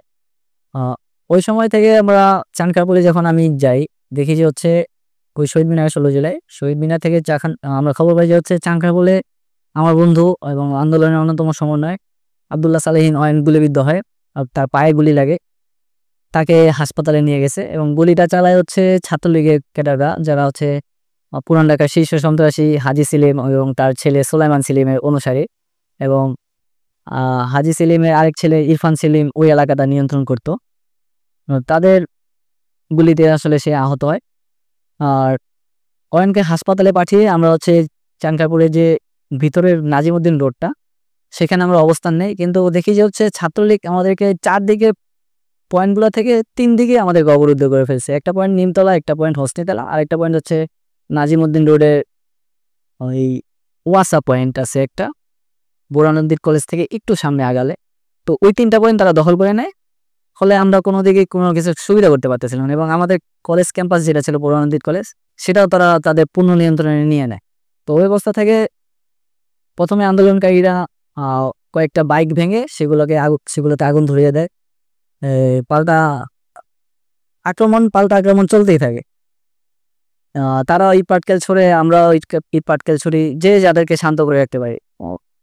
পরে আমি ভাবলাম যে এভাবে তো চলতে দেওয়া যায় না, আসলে একটা তো অবস্থায় আসতে হবে যে যে কোনো এক পক্ষকে বিজয়ী হতে হবে, হয় আমরা মারা যাব না হলে আন্দোলন এখানে শেষ হবে বা হচ্ছে আমরা বিজয়ী হব। তো আমি সবাইকে বললাম যে আমার সাথে কয়েকজন আসেন, ওদেরকে ধাওয়া দিব আমি, আমাদের হাতে কিছুই নাই, জাস্ট একটা পতাকা বাঁধা মাথায়। ওই অবস্থায় আমি দৌড় শুরু করলাম একদম ওয়াসা পয়েন্ট বরাবর। এক দৌড়ে তারা আমাকে দৌড়ানো দেখে তারা পিছু করতে বাধ্য হয় এবং তারা একদম ওয়াসা পয়েন্ট থেকে সরে গিয়ে জেলখানা মোড় পর্যন্ত চলে যায়। জেলখানা মোড় পর্যন্ত গিয়ে হচ্ছে তারা পুনরায় প্রিপারেশন নিতে থাকে এবং ইট পাটকেল ছুটতে থাকে। ততক্ষণে আমরা ওয়াসা পয়েন্টের নিয়ন্ত্রণ নিয়ে নিই এবং বোরানুদ্দিন কলেজের নিয়ন্ত্রণ আমরা নিয়ে নিই। এবং ওইখানে যেসব ছাত্রলীগের ক্যাডারদের বাইকগুলো ছিল, সন্ত্রাসীদের বাইকগুলো আমরা ভেঙে ফেলি এবং আগুন ধরিয়ে দেওয়ার চেষ্টা করি। আগুন ধরেও দেওয়া হয়। এরপরে আমরা ওইটার নিয়ন্ত্রণ নিয়ে আমরা আবার নিমতলা পয়েন্ট যেটা ছিল, নিমতলা পয়েন্টেরও নিয়ন্ত্রণ ধাওয়া দিয়ে এভাবে সেম মেকানিজমে ধাওয়া দিয়ে ওইটার নিয়ন্ত্রণ আমরা নেই। আরেকটা পয়েন্ট বাকি থাকে যেটা হচ্ছে হোসনি দালান, ওইখান থেকে সবচেয়ে বেশি একটা হচ্ছিল। ওইখানে নিয়ন্ত্রণ তেমন রাখা যাচ্ছিল না, একটু পরপরই নিয়ন্ত্রণ মিলে আবার ছাত্রলীগ বা হচ্ছে যারা সন্ত্রাসীগুলো ছিল তারা আমাদের উপর আবার পাল্টা আক্রমণ করে নিয়ন্ত্রণ তাদের হাতে নিয়ে নেয়। তো সেম মেকানিজে আবার তাদেরও ধাওয়া দিয়ে একদম হোসনি দালান ক্রস করে ফেলে। তারা আসলে ভাবতে পারে না যে আমরা এইভাবে করতে পারবো। পরবর্তীতে একটা সময় দেখি যে হচ্ছে তারা সরে যায় এবং আমরা ওইখান থেকে অবস্থান ছেড়ে দিয়ে আমরা শহীদ মিনারে পুনরায় জড়ো হই এবং সেখান থেকে আমাদের পরবর্তী দিনে যে কর্মসূচি ছিল ঘোষণা দেওয়া হয় যে হচ্ছে আমরা তো টিএসসি যেতে পারিনি, টিএসসি আমাদের কন্ট্রোলের বাইরে চলে যায়। এর আগেই মানে 15 জুলাই যখন আমরা ছাত্রলীগদের হল থেকে বিতাড়িত করি 16 জুলাই রাতে, তখন আসলে আমাদের একটা নিয়ন্ত্রণ ছিল, কিন্তু পরের দিনই আবার ছাত্রলীগ তাদের বিভিন্ন ইউনিটের নেতাকর্মীদের সহযোগিতায় তারা তাদের নিয়ন্ত্রণ ফিরিয়ে নেয় এবং ঢাকা বিশ্ববিদ্যালয় কর্তৃপক্ষ হচ্ছে একটা নোটিশ জারি করে যে কেউ হলে অবস্থান করতে পারবে না। তো ওই জায়গা থেকে আমাদের ম্যান পাওয়ারটা একটু কমে যায় আর টিএসসি আমাদের নিয়ন্ত্রণের বাইরে চলে যায়। আমাদের ঘোষণাটা দিতে হয় হচ্ছে দোয়েল চত্বর থেকে। দোয়েল চত্বরে আমরা ঘোষণা দিই যে হচ্ছে আগামীকাল আমরা কমপ্লিট শাটডাউন করব এবং সারা দেশ অসহযোগ আন্দোলনের মতো আর কি। অসহযোগ আন্দোলনটা আমরা যেন ওইটা সবাই আন্দোলনটাকে ভিন্নতাটা উপলব্ধি করতে পারে এবং আন্দোলনটা কেন প্রয়োজনীয় সেটা যেন টের পায়, সেই জায়গা থেকে আমরা ভিন্ন ভিন্ন নাম দেওয়ার পরিকল্পনা করি যে হচ্ছে অসহযোগ না দিয়ে আমরা কমপ্লিট শাটডাউন দিই যে সারা দেশ অচল হয়ে যাবে। তো এই অচল অবস্থা করার জন্য আমরা প্রিপারেশন নিতে থাকি রাত থেকেই, সবার সাথে যোগাযোগ করতে থাকি। আসিফ ভাইয়ের সাথে যোগাযোগ করি, তাকে ফোনে পাওয়া যাচ্ছিল না। এক পর্যায়ে তাকে ফোনে পাওয়া গেলেও আসলে সে আমাদেরকে সেফ থাকতেই বলে যে কোনোভাবে গ্রেপ্তার হওয়া যাবে না। তো ওইভাবেই আমরা প্রিপারেশন নিতে থাকি। আর 17 জুলাই আমাদের যে ঘটনা ছিল সেটা হচ্ছে যে আবু সাঈদের জানাজা কর্মসূচি ছিল, গায়েবানা জানাজা। আর কফিন মেসেজটা ছিল। হ্যাঁ, কফিন মেশিন ছিল। তো এর আগের দিন আমি কয়েকজনের সাথে পরামর্শ করি, আমার সাবেক দলের নেতৃবৃন্দের সাথে। তারা আমাকে পরামর্শ দেয় যে এটা করতে পারলে আমাদের আন্দোলনটা আরো গতিপ্রাপ্ত হবে এবং জনসাধারণ এটা সমর্থন জানাবে। কিন্তু ওই সময় আমি দেখি যে হচ্ছে গায়েবানা জানাজায় অংশ নেওয়ার জন্য আমি যখন বের হইলাম তখন আমার কাছে খবর আছে যে হচ্ছে বদরুন্নেসা কলেজের মেয়েদের হচ্ছে ক্যাম্পাসের ভিতরে আটকে ফেলেছে, ছাত্রলীগ তাদেরকে টর্চার করতেছে, তাদেরকে বের হতে দিচ্ছে না, কলেজ প্রশাসনও চুপ হয়ে আছে, কোনো ব্যবস্থা গ্রহণ করতেছে না। তো আমি এই খবর পেয়ে সাথে সাথে সবার সাথে যোগাযোগ করেই আমার আশেপাশে যারা ছিল তাদেরকে এঙ্গেজ করি যে হচ্ছে এদেরকে উদ্ধার করতে হবে। এদেরকে উদ্ধার না করে যদি আমরা ওইখানে যাই তাহলে এখানে তো এরা মার খাবে। তো আমি ওইখানে আসলে বদরুন্নেসা কলেজের শিক্ষার্থীদের উদ্ধার করার জন্য একটা ওয়ে খুঁজতে থাকি, কিন্তু বদরুন্নেসা কলেজের যে গেটের পাশে যে দেয়ালটা সেটা প্রায় 20 ফুটের মতো লম্বা এবং সেখানে বেয়ে ওঠার তেমন কোনো ওয়ে ছিল না। আমি কয়েকবার ওঠার চেষ্টা করি কিন্তু বারবার পিছলে যাচ্ছিলাম। তারপরও এক পর্যায়ে হাত পা ছিলেও তারপরে উঠি। ওইখানে উঠে আমাকে যারা চিনে তারা বলে যে হচ্ছে এখানে তালা না ভাঙলে আমরা বেরোতে পারতেছি না, কিন্তু তারা প্রথম থেকে তালা ভাঙার চেষ্টা করতেছিল কিন্তু পারতেছিল না। পরে আমি সেখান থেকে নেমে দেয়াল টপকে নেমে হচ্ছে ভিতরে গিয়ে হচ্ছে এসব রাজমিস্ত্রিদের যন্ত্রাংশ এনে হচ্ছে তালাটা ভাঙতে সক্ষম হয় সবাই মিলে। এরপরে আমরা খবর পাই যে হচ্ছে গায়েবানা জানাজার মিছিলে হামলা হয় এবং জানাজা পড়তে দেওয়া হবে না, এমন একটা খবর শুনে। এবং এই মাঝখানে এটাও শুনি যে হচ্ছে গায়েবানা জানাজার যে ইমামতি করবে আমাদের ডাকসুর, ঢাকা বিশ্ববিদ্যালয়ের ডাকসুর সাবেক সমাজসেবা সম্পাদক আক্তার হোসেন ভাই, বর্তমানে যিনি এনসিপিতে আছেন সদস্য সচিব হিসেবে, তিনি টিএসসি থেকে গ্রেপ্তার হয়ে যায়। পুলিশ তাকে চ্যাংদোলা করে গাড়িতে তুলে নিয়ে যায় এবং শাহবাগ থানায় আটকে রাখে। পরবর্তীতে শাহবাগ থানায় মব ক্রিয়েট হলে সেখান থেকে সরিয়ে রমনাতে নিয়ে যায়, বা রমনাতে না যেন কাকরাইল নিয়ে গিয়ে বন্দি করে রাখে। তো ইমাম কে হবে পরবর্তীতে? ইমাম আসে হচ্ছে শিবিরের কেউ একজন আসে সম্ভবত ইমামতি করার জন্য, তো সেও আসলে জয়েন হতে পারে না। আমরা যখন বদরুন্নেসা কলেজের শিক্ষার্থীদের উদ্ধার করে মিছিলটা নিয়ে হচ্ছে ফুলা রোডের এখানে আসি, তখন বদরুন্নেসা কলেজের শিক্ষার্থীরা আসলে এই খবরগুলো জানতে পেরে এক ধরনের ডিমোটিভেট হয়ে যায় এবং তারা ওইখান থেকে যে যার মতো বাসায় চলে যাওয়ার প্রিপারেশন নেয়। তখন আমি আমার সাথে যেটা ছিল তাদের সাথে আলোচনা যে এখন কি করবো, যদি তারা আমাদের লোকজন কমে যায় সেক্ষেত্রে তো আমরা পাল্টা প্রতিরোধ গড়ে তুলতে পারবো না। আমাদের ভাই বেড়াদার যারা অবরুদ্ধ হয়ে গেছে হলের মধ্যে তাদেরকে তো উদ্ধার করতে হবে। ওইখান থেকে আসলে সিদ্ধান্ত নেই যে আমি হেডমাইকে ঘোষণা দিলাম যে হচ্ছে আজকে হয় আমরা মরবো না হলে বাঁচবো, আমাদের ভাই যারা মার খাইয়েছে তাদেরকে উদ্ধার করে আনতেই হবে আমাদের। তো এই কথা শুনে আসলে সবাই একটু অনুপ্রেরণা পায় এবং পরবর্তীতে এই ব্রিজ চত্বরের দিকে রওনা দেয়। এর মাঝে আসিফ ভাইয়ের সাথে আমার যোগাযোগ হয়। আসিফ ভাই বলে যে যত দ্রুত পারো চলে আসো, এবং যেহেতু আমরা হলের মধ্যে আটকা পড়ে গেছি ছাত্রলীগ মাঝখানে থাকবে আর তোমরা থাকবে পিছন থেকে, তোমরা চেষ্টা করো যে পিছন থেকে তাদেরকে ধাওয়া দিয়ে সরিয়ে দেওয়া যায় কিনা, ফলে আমরা একটা সময় পাবো এবং ওই সময়ের মধ্যে আমরা বের হয়ে আসতে পারবো। তো আমাদের এই প্ল্যানটা ছিল, কিন্তু আমি যখন ডিসি চত্বরে পৌঁছায়, দিকে দেখি যে হচ্ছে পুলিশ আসলেই সেখানে ফায়ারিং করতেছে এবং আন্দোলনকারী যাকে পাচ্ছে তাকেই পিটাচ্ছে বেধড়কভাবে, এবং ছাত্রলীগও তাদের সাথে সহায়তা করতেছে প্রশাসনের সাথে। ওই সময় হঠাৎ করে আমাদের মিছিল থেকে কে যেন একটা ইট ছুঁড়ে মারে, আর পুলিশ আমাদের দিকে ফায়ারিং করা শুরু করে, টিয়ার শেল নিক্ষেপ করা শুরু করে, সাউন্ড গ্রেনেড ফুটায়, যাতে হচ্ছে আমরা বিচ্ছিন্ন হয়ে যাই। বিচ্ছিন্ন হতে হতে এমন একটা অবস্থা হয় যে আমার পিছনে তাকিয়ে দেখি যে কেউ নাই। আমি ওই পজিশনটাতে আমি একাই দাঁড়ানো, এবং পুলিশ অহরহ গুলি ছুটতেছে। গুলি গায়ে লাগেনি তখন, কিন্তু অবস্থাটা এমন যে হচ্ছে পিছনে কেউ যদি না থাকে, তখন আপনি যখন একা হয়ে যাবেন তখন আপনার মধ্যে ভয়টা একটু ভর করে উঠবে। তখন নিজের জীবনের প্রতি একটা আশঙ্কা চলে আসবে যে এখানে থাকা কি উচিত হবে কিনা। তো সেই অবস্থা থেকে দেখি যে একটা টিয়ার শেল ওই সময় আমার সামনে এসে উপস্থিত হয়, পুলিশের নিক্ষেপকৃত টিয়ার শেলটা, যেটা এক্সপায়ার ডেট ছিল। তো ওইটাকে আমি আমার হাতে নিয়ে দেখি যে গরম অনেক, সাথে সাথে আমি পুলিশের দিকে ছুঁড়ে মারি। তো ওইটা একটু আন্দোলনকারী যারা ছিল তাদেরকে আবার একটু একত্রিত হতে সহায়তা করে, কিন্তু পুলিশ সেটাকে আর হতে দেয় না, আমাদেরকে সাথে সাথে ওইখান থেকে সরিয়ে মহসিন হলের দিকে নিয়ে যায়।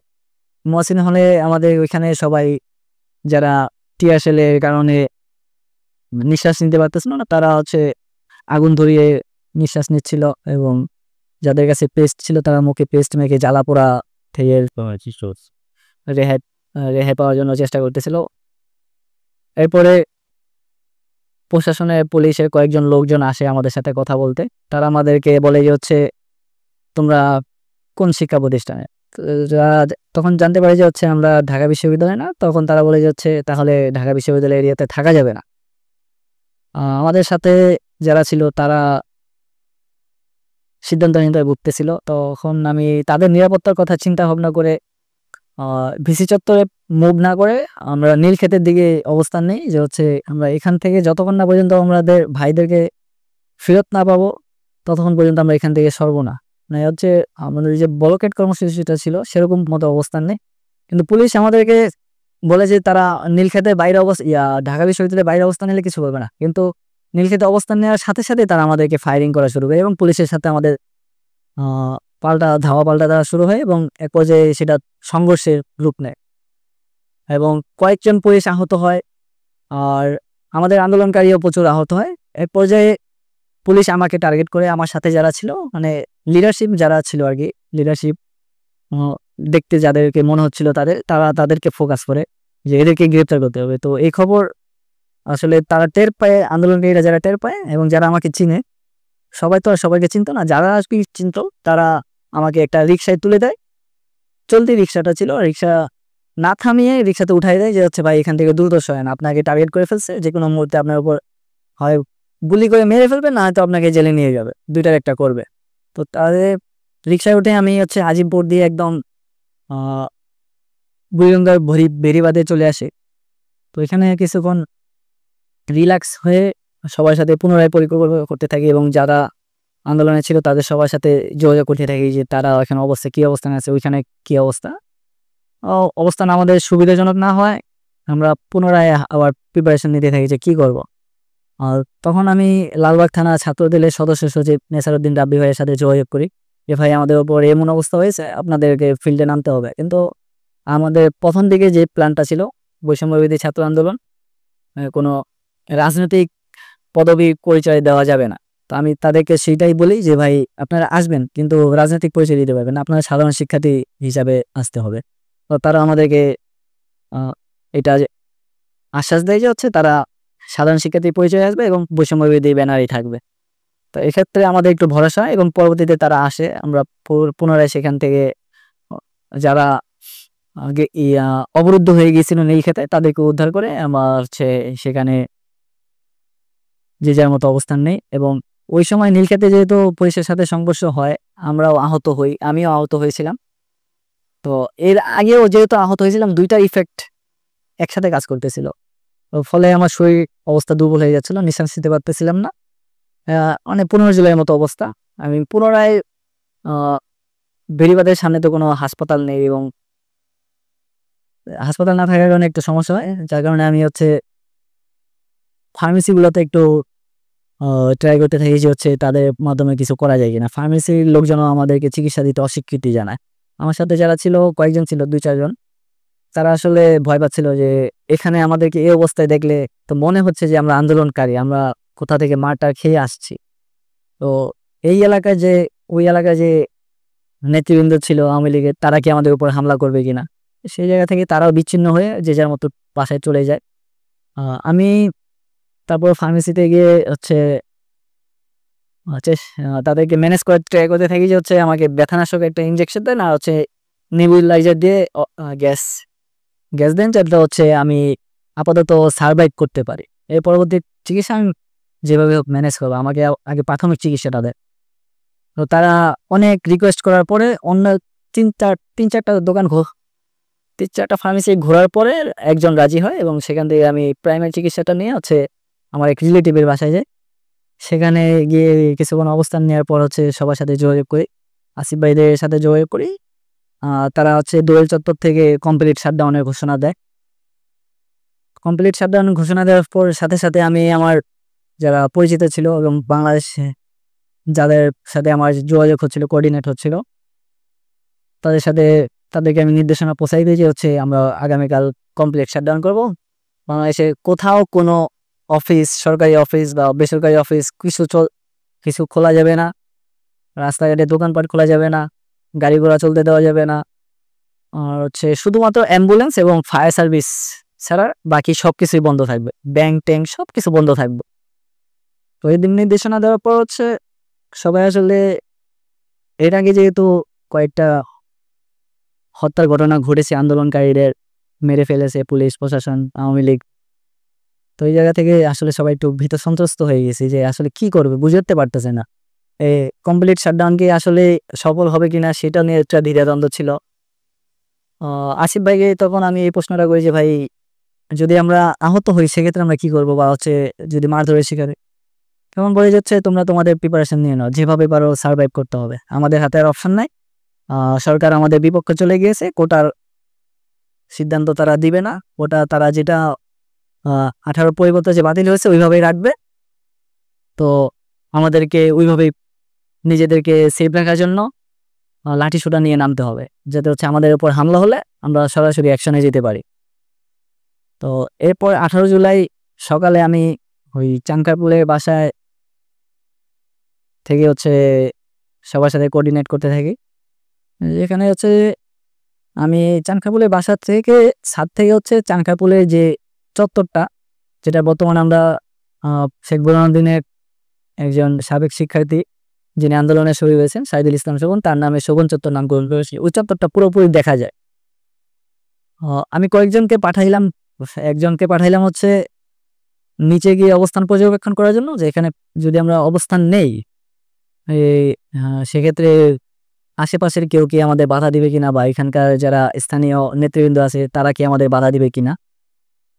তো তারা একজন আমাকে রিপোর্ট করে যাচ্ছে সেখানে এমন কাউকে ঘুরতে দেখা যাচ্ছে, এমন অনেকজনকে ঘুরতে দেখা যাচ্ছে যে যাদের হাতে মনে হচ্ছে যে অস্ত্র আছে, যেটা হচ্ছে ছুরি চাপাতি টাইপের, এবং কয়েকজনকে দেখা গেছে লাঠি সোটা নিয়ে ঘুরতেছে।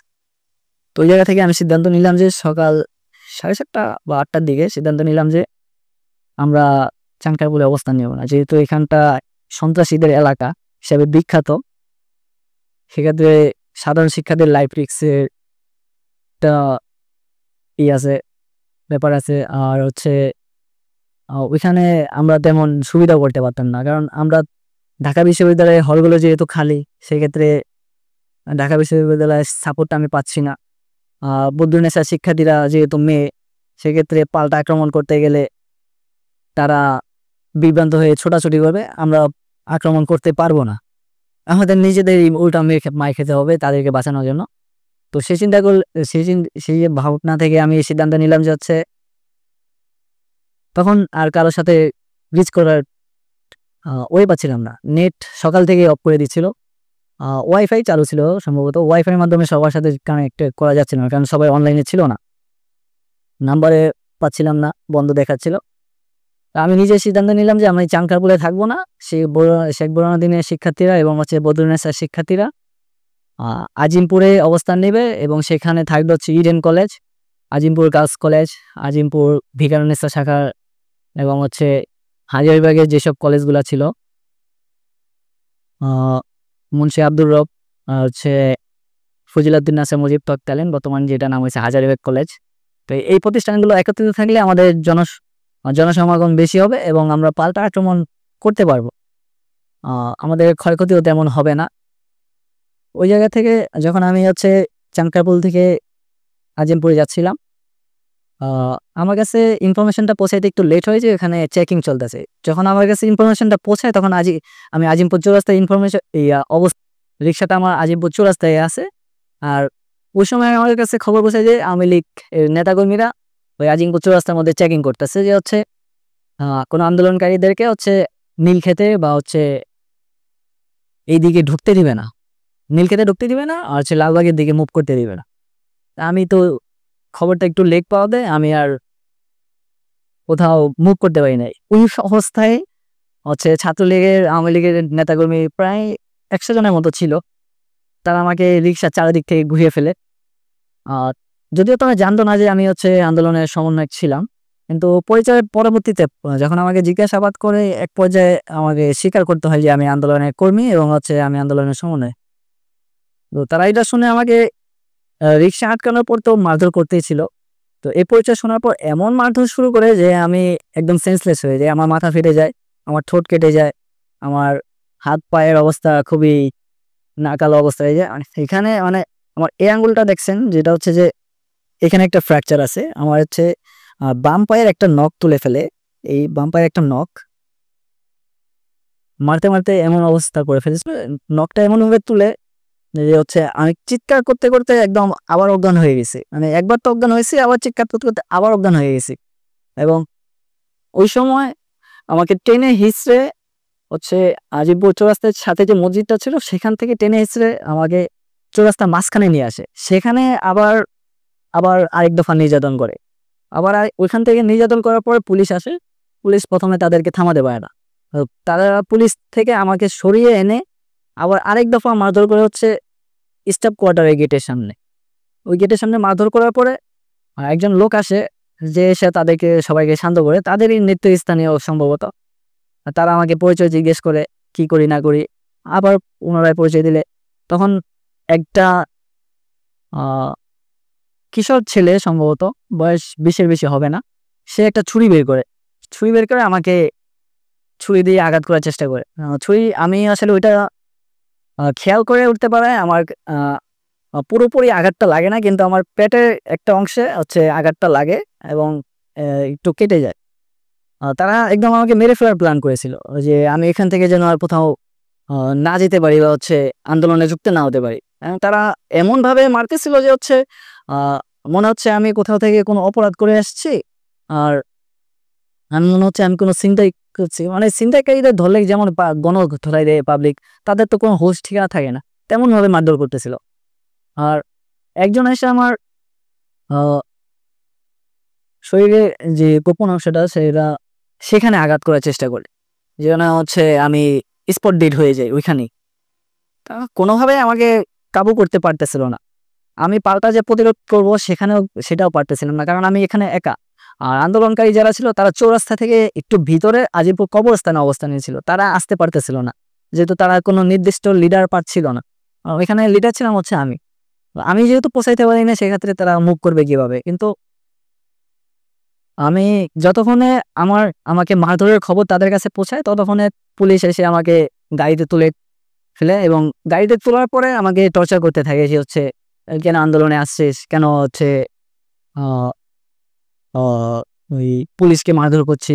আমি জানছি যে ঠিক ওই দিনে তো আপনাকে পুলিশ ধরে নিয়ে যায় জেলে, এবং ফেসবুকে অনেকে পোস্ট করছিল যে আপনাকে খুঁজে পাওয়া যাচ্ছে না বা কোথাও গুম করে রাখা হয়েছে। মানে আপনি কোথায় আছেন এই লোকেশনটা কেউ জানে না। আর ঠিক আমরা সেই সময়টুকু জানতে চাই, অভিজ্ঞতা না। যখন আমাকে পুলিশ গ্রেপ্তার করে ফেলে, তখন আসলে ওই যারা আন্দোলনকারী ছিল তারা খবর পেয়ে সাথে সাথে মিছিল নিয়ে আজিমপুর চৌরাস্তার দিকে মুভ করে কবরস্থান থেকে। তো মিছিল আসার খবর পেয়ে পুলিশের যে গাড়িটাতে আমাকে আটকে রেখেছিল, সেই গাড়িটা তাড়াতাড়ি হচ্ছে ইয়ার দিকে মুভ করে, আপনার যে লালবাগের যে ডিসি অফিসটা আছে ওই ডিসি অফিসের দিকে মুভ করা শুরু করে, এবং গাড়ি ঘোরানোর সময়টুকু পায় নাই তারা। গাড়ি উল্টা গিয়ারে হচ্ছে ব্যাক গিয়ারে ফেলে তারা হচ্ছে গাড়িটা মুভ করা শুরু করে। আহ, এত স্পিডে চালাচ্ছিল, সাধারণত ওই রোডে এত স্পিডে গাড়ি চালানো নিষেধ, কারণ এটা জনবসতিপূর্ণ এলাকা এবং বিভিন্ন জায়গায় মোড় আছে, মোড়গুলো ঘুরতেও সময় লাগে। আহ, তখন আমাকে ডিসি অফিসে নিয়ে টানা 2 ঘন্টা টর্চারিং করার পরে কোনো ইনফরমেশন তারা নিতে পারতেছে না আমার থেকে, কারণ আমি তো ইনফরমেশন দেবো না। আমি তো জানি আমি যদি ইনফরমেশন লিক করি সেক্ষেত্রে আমার তো সমস্যা হবেই, এবং যারা আন্দোলনের নেতৃত্বে স্থানীয় ছিল তাদেরও সমস্যা হবে, এবং তারা একদম হাসিনার সরকারের হাতে গুম হয়ে যাওয়ার একটা সম্ভাবনা ছিল। আমি তো অলরেডি হয়ে গেছি, আমি চাচ্ছিলাম যে তারা যেন একটু সেফ থাকে। তা আমি কোনো ইনফরমেশন তাদের দিচ্ছিলাম না। তারা আমার মোবাইল চেক করে, মোবাইলে আমি মোবাইলের লক দিতে চাচ্ছিলাম না, আমাকে জোর জবরদস্তি করে মেরে ধরে হচ্ছে মোবাইলের লক খোলায়, এবং সেখান থেকে যতটুকু ইনফরমেশন পায় তারা সেটা দিয়ে কোনো কাজ করতে পারেনি তেমন। যে হচ্ছে আমার কাছে যেগুলো ছিল, আমাদের একটা ব্যাকআপ প্ল্যান ছিল যে হচ্ছে আন্দোলনের কোনো পরিকল্পনা হচ্ছে হোয়াটসঅ্যাপে বা মেসেঞ্জারে হবে না, আমাদের জাস্ট নির্দেশনাগুলো হচ্ছে ওইখানে যাবে, ওই মেসেঞ্জার আর হোয়াটসঅ্যাপ গ্রুপের মাধ্যমে যাবে। আমাদের পরিকল্পনা সবসময় হচ্ছে নিজেদের মধ্যে আলোচনার মাধ্যমে হতো, একদম সরাসরি আলোচনার মাধ্যমে হতো, অথবা হচ্ছে জুম বা হচ্ছে গুগল মিটের মাধ্যমে হতো, যার কারণে কোনো ইনফরমেশন তারা পেতো না। মোবাইলে রাখতামও না, জাস্ট আমাদের আন্দোলনের ছবিগুলো থাকতো আর হচ্ছে নির্দেশনাগুলো আমরা। তো তারা কিছু পায় নাই, তারা বারবার আমাকে টর্চারিং করতে থাকে। আর ওই সময় মারধরে এত পরিমাণ মারধর পড়ে যে আমাকে হচ্ছে আমার যে শার্টটা ছিল আমার গায়ে, ওই শার্টটা 6-7টা জায়গায় হচ্ছে ছিঁড়ে যায়। মনে হচ্ছে আমি রাস্তা থেকে টোকাই সেজে আসছি এখানে, মানে মারতে এমন অবস্থা করে ফেলে, রক্ত পড়তেছে, নিঃশ্বাস নিতে পারতেছি না। এমনিতেই এর আগে মার খেয়ে আহত হয়ে চিকিৎসা নিচ্ছিলাম। তো একের পর একের ধকল যাওয়াতে আমার শরীর একদম দুর্বল হয়ে যায়, আমি আবার পরে সেন্সলেস হয়ে যাই। তখন যখন আমি হচ্ছে থানায় সম্ভবত গাড়িতে আবার তুলে আমাকে, তখন আমি যতটুকু শুনছিলাম যে আমাকে হচ্ছে থানার দিকে নিয়ে যাবে, এবং সেটা সম্ভবত হচ্ছে যেহেতু ওইটা লালবাগ থানার আন্ডারে ছিল, লালবাগ থানায় নিয়ে যাওয়ার কথা ছিল আমাকে। তো যখন আমি জ্ঞান ফিরে আসি তখন আমি দেখি যে আমি একটা সেলের মধ্যে আসি, এবং আমার মোবাইল টোবাইল কিছু আমার সাথে নাই। তো আমার ফ্যামিলির সাথে তো আমি যোগাযোগ করতে পারবোই না স্বাভাবিক ওই অবস্থাতে, মোবাইল টোবাইল যেহেতু নাই। তবে যখন আমাকে গাড়িতে তোলে তখন আমার এক কাজিন আমাকে ফোন দিচ্ছিল অনেকেই, আমি কারো কলে রিসিভ করতে পারতেছিলাম না, কারণ মোবাইল পকেটে অলরেডি পুলিশ নিয়েছে। তো ওই সময় তো কারো কল রিসিভ করে না, তবে তারা মোবাইল বন্ধ করতে পারতেছিল না বিধায় আমাকে বাধ্য হয়ে বলে যাই তোর এত ফোন আসতেছে কিসের। আমাকে এমনভাবে ধমক দেয় যে হচ্ছে আমি কোনো অপরাধ করতেছি, যে মোবাইলে কল আসাটা অপরাধ। তখন আমি বলি যে তাহলে দেন আমি একটু কথা বলে রেখে দিই, যে আমি এটা পরিবারকে জানাতে পারি।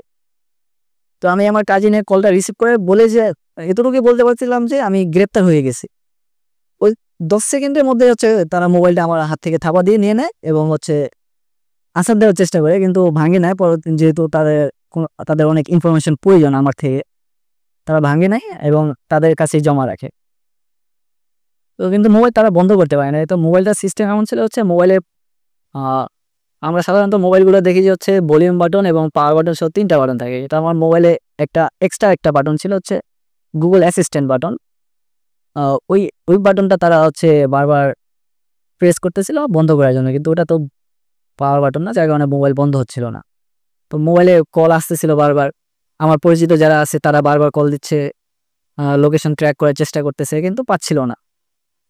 থানা যদি নিয়ে থাকে সেক্ষেত্রে আমি ধারণা করছি সেখানে সম্ভবত জ্যামার লাগানো থাকে যাতে নেটওয়ার্ক না পাওয়া যায়।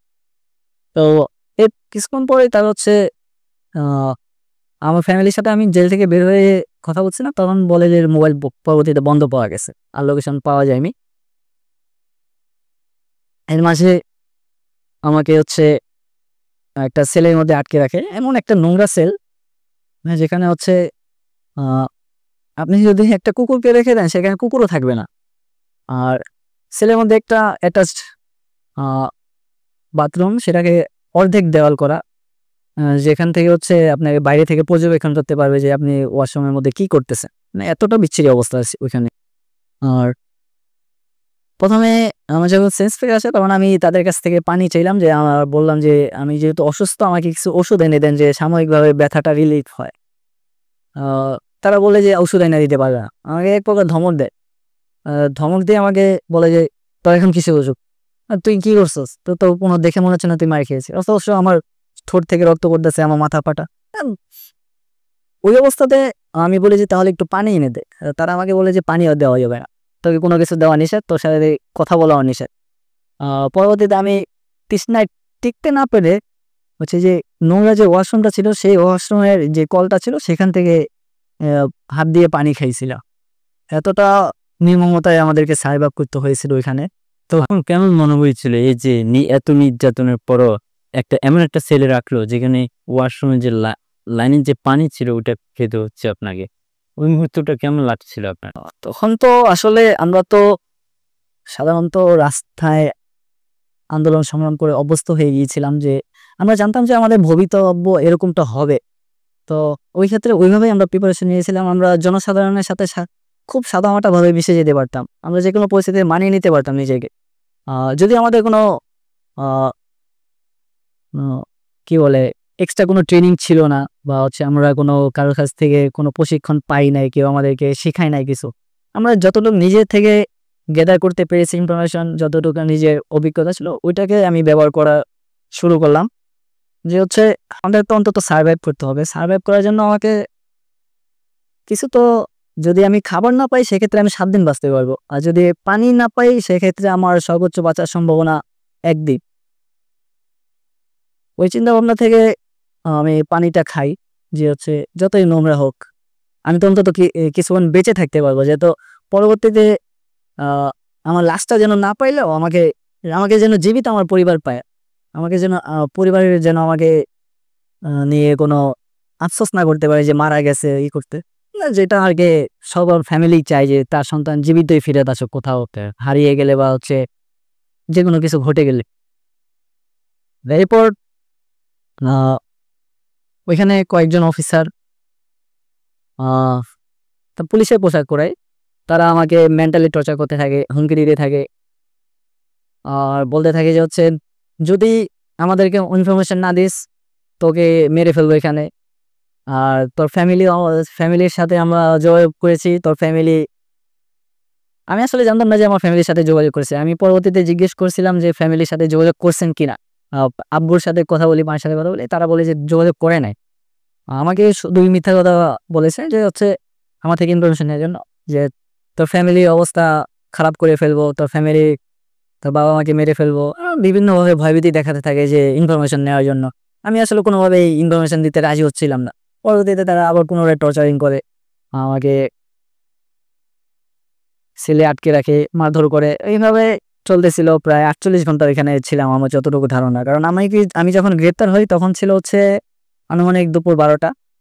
আর যখন আমি ওই সেল থেকে বের হয়ে আমার হাতে হ্যান্ডকাপ পরে যখন আমাকে বের করে, তখন হচ্ছে জোহরের আজান দিচ্ছিল, মানে আকাশে সূর্য উঠেছিল মাঝখানে আর হচ্ছে আজান দিচ্ছিল। তো ওই সময় একটু ধারণা করে, যেহেতু আমি মুসলিম পরিবারের সন্তান এবং মুসলিম নিয়মকানুন ফলো করি, সেক্ষেত্রে আমার অনুমান ছিল যে এই সময়টা হচ্ছে জোহর। তো মাঝখানে 2 দিন ছিল, তো 48 ঘন্টা হিসাবে আমি যেহেতু 18 তারিখ গ্রেপ্তার করছে, বের হয়ে দেখি যে হচ্ছে 20 তারিখ। এই মাঝখানে এক ফোঁটা আলো বাতাসের দেখা আমি পাই নাই। আর এরপর ওই সময় আমার সাথে একজন ছিল, সে গ্রেপ্তার হয়েছিল হচ্ছে ছেলের মধ্যে আরেকজনকে পরে নিয়ে আসে। সে হচ্ছে সন্ধ্যার দিকে সম্ভবত গ্রেপ্তার হয়েছে, তাকে রাতের খুব মধ্যরাতের দিকে নিয়ে আসে। আমি তার সাথে কথা বলি যে তাকে যখন গ্রেপ্তার করে সে হচ্ছে সন্ধ্যার দিকে গ্রেপ্তার হয়। আর সে আমার খুবই পরিচিত, সেও লেখালেখি করে এবং সে ছাত্রলীগের কর্মীও ছিল, বিদ্রোহী আন্দোলনে বিদ্রোহ করে ছাত্রলীগের সাথে। বিদ্রোহ করার কারণে ছাত্রলীগ থেকে যে সহযোগিতাটা পাওয়ার কথা ছিল সেটা পায় নাই, এবং পুলিশকে তারা নির্দেশনা দিয়ে দেয় যে হচ্ছে তাকে গ্রেপ্তার করে রাখো। আর তার ফ্যামিলি ব্যাকগ্রাউন্ড আওয়ামী লীগ ছিল, তো তার পরিবার কোনো কিছু করতে পারে নাই তাকে ছাড়ানোর জন্য ওইখান থেকে। সে সেই পরিচিত লোকটা হচ্ছে কাদের মাজার, যে অনলাইনে এবং বিভিন্নভাবে লেখালেখি করতো আগে অন্যায়ের বিরুদ্ধে, এবং তার বইও প্রকাশ হয়েছিল কয়েকটা। আমার সাথে খুব বন্ধুত্বপূর্ণ সম্পর্ক ছিল তার।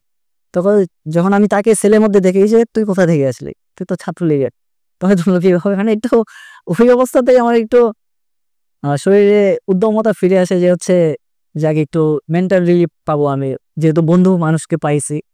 ওর সাথে কথাবার্তা বলে বাইরে খোঁজ খবর নিলাম, শুনলাম যে হচ্ছে আজিমপুরের অবস্থা পুরোপুরি একদম ভাঙচুর, ফায়ার বক্স পুলিশ বক্স পুড়াই দেওয়া হয়েছে, বিভিন্ন সরকারি স্থাপনাগুলো ভাঙচুর হয়েছে, এবং ভাঙচুরগুলো যারা করছে সেগুলো হচ্ছে প্রশাসনের লোকজনই করছে। আর নাম পড়ছে হচ্ছে আন্দোলনকারীদের। আর ওই বন্ধুটা কাদের মাঝার ওর নাম, ও হচ্ছে আবার একটা ভোরের কাগজে সাংবাদিক ছিল, ভোরের কাগজ পত্রিকার। ভোরের কাগজ থেকে সে কিছুদিন আগে হচ্ছে লিভ নিয়েছিল, তো যার কারণে সে পরিচয়টা সে ইউজ করতে পারতো, তার কাছে তখন আইডি কার্ড ছিল। সে সাংবাদিক পরিচয় দেওয়ার পরে তাকে আটক করে।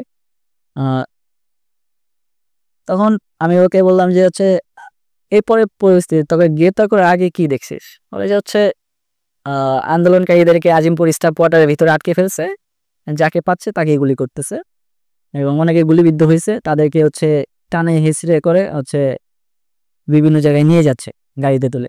কোথায় নিয়ে যাচ্ছে কেউ জানে না। ওকে যেমন হচ্ছে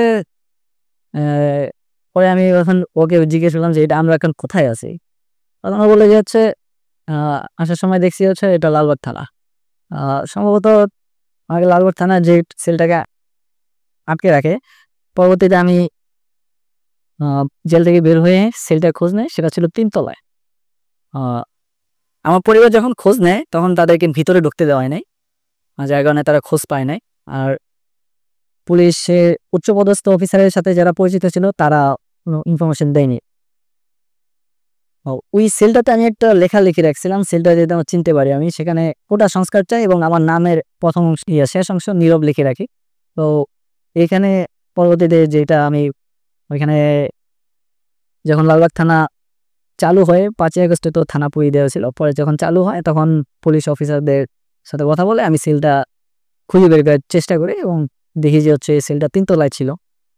ওই লেখাটা কি খুঁজে পেয়েছেন ওটা? হ্যাঁ, ওইটাতে পরবর্তীতে আমি যখন সেলে যাই দেখি যে ওইখানে সাধারণ আসামিদের বন্দি করে রাখে। আন্দোলনের সময় ওইখানে কারো অ্যাক্সেস ছিল না তেমন, একদম আয়নাঘরের মতো ব্যবহার হয়েছিল সেই জায়গাটা। এরপরে ওই কাদের মাছের বন্ধুর সাথে কথা বলতে বলতে আমাদের সকাল পার হয়। মাঝখানে বিভিন্নভাবে আমাদের টর্চারিং করতে থাকে দুজনকেই। ওকে তেমন একটা টর্চারিং করে নাই তেমন, কারণ হচ্ছে ও তো ছাত্রলীগ ব্যাকগ্রাউন্ডের, তখনও সে আসলে বুঝে উঠতে পারতেছে না সে কি করবে। তার ফ্যামিলি থেকে চেষ্টা চালাচ্ছিল কিন্তু পারতেছিল না। তখন সে আমাকে বলে যদি আমাকে আমার ফ্যামিলি না ছেড়ে দেবে তাহলে জেল থেকে বের হয়ে আমি সামনে ছাত্রলীগে যাকে পাবো যখনই ছাড়াবে আর কি। তখন আমরা তো ভাবতে পারি না যে শেখ হাসিনা পালাবে। তো ওই সময় তারা কাদের মাঝে বলে যে হচ্ছে ছাত্রলীগে যাকে পাবো তাকেই পিটাবো। এমন একটা সিদ্ধান্ত আমরা নিয়েই ফেলি যে হচ্ছে আর কাউকে ছাড়া দেওয়া হবে না যদি আমরা ছাড়া পাই। আমাদের তো ছাড়বে না সেটা আমরাও জানি। আর যদি আটকেও রাখে হাসিনা সরকার যদি থাকতো অন্তত 1 বছরের আগে আমরা জামিন পাইতাম না, কারণ যেভাবে আমাদের যে মামলায় গ্রেপ্তার করছে সেটা মামলাটা ছিল হচ্ছে বিস্ফোরক আইন, ভাঙচুর, সরকারি স্থাপনা ভাঙচুর এবং হচ্ছে লুটপাট, আর সাথে হচ্ছে অস্ত্র পাওয়া গেছে, এবং হচ্ছে তাতে ওইগুলা মধ্যে হচ্ছে 12টা ধারা ছিল আমাদের যে মামলাটা দিল, 12টা ধারায় মামলা, এবং সাথে আবার অ্যাড করে দিয়েছে হচ্ছে বিশেষ ক্ষমতায়, এবং সাথে ট্যাগলাইন করা বিস্ফোরক দ্রব্য পাওয়া গেছে 3-4 অথবা 6টা, অথচ আমাদের সাথে কোনো অস্ত্র ছিল না, বিস্ফোরক দ্রব্য তো দূরের কথা। মিথ্যা মামলার মাধ্যমে আমাকে 7 দিনের জন্য রিমান্ড আবেদন করে লালবাগ থানা পুলিশ।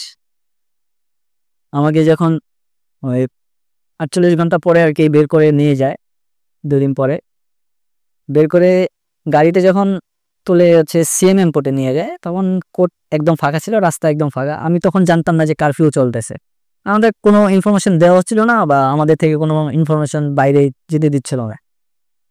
তো রাস্তা ফাঁকা দেখে ভাবলাম যে হচ্ছে কোনো সমস্যা, কোনো একটা কিছু ঘটেছে, যার কারণে আর্মির গাড়িও দেখা গেছে। আমি যখন ওই লালবাগ থানা দিয়ে বেরিবাদ হয়ে সদরঘাটে সিএমএম কোর্টে যাচ্ছি, আর আমার সাথে হচ্ছে 4 জন পুলিশকে গার্ড হিসেবে রাখছে। মানে আমাকে যেই পাশে বসেছে সেই পাশে 4 জন পুলিশ এবং গাড়িতে আরো অনেকজন পুলিশ ছিল। তাদেরকে স্পেশাল নির্দেশনা দেওয়া ছিল এর উপরে খুব ভালোভাবে নজরদারি রাখবা। যে কোনো মুহূর্তে গাড়ি থেকে লাফ দিতে পারে বা হচ্ছে পালিয়ে যেতে পারে। খুবই ডেঞ্জারাস আসামি, এর অভিজ্ঞতা আছে। মানে এমনভাবে আমাদেরকে করতেছিল যেন হচ্ছে আমরা শীর্ষ সন্ত্রাসী, আমরা কাউকে মার্ডার করে পালিয়ে আসছি, কোনো হাই প্রোফাইল ব্যক্তিকে মার্ডার করে ফেলছি, আমাদেরকে দেখলেই ফায়ার করার নির্দেশনা এরকম দেওয়া হয়েছে। তো ওই জায়গা থেকে যখন আমাদেরকে সিএমএম কোর্টে নিয়ে যায়, সিএমএম কোর্টের গারদখানায় যখন আমাদেরকে ঢোকায়, আমি দেখি যে হচ্ছে 17 জুলাই যে হচ্ছে আক্তার ভাইকে গ্রেপ্তার করছিল তাকে হচ্ছে রিমান্ড শেষে হচ্ছে গারদে নিয়ে আসছে, আবার কোর্টে তুলবে।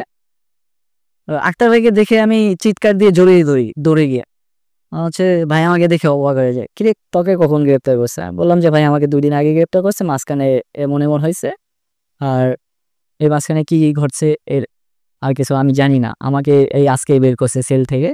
আর আক্তার ভাই বললো যে তাহলে মামলার খবর জানিস? আমি বলি না ভাই এখনো কাগজটা পাইনি। তখন তখন আমাদের কাছে কাগজটা হাতে আসে নাই যে কিভাবে মামলা দিছে, কতদিনের কি করতেছে। তো যখন হচ্ছে ওইখানে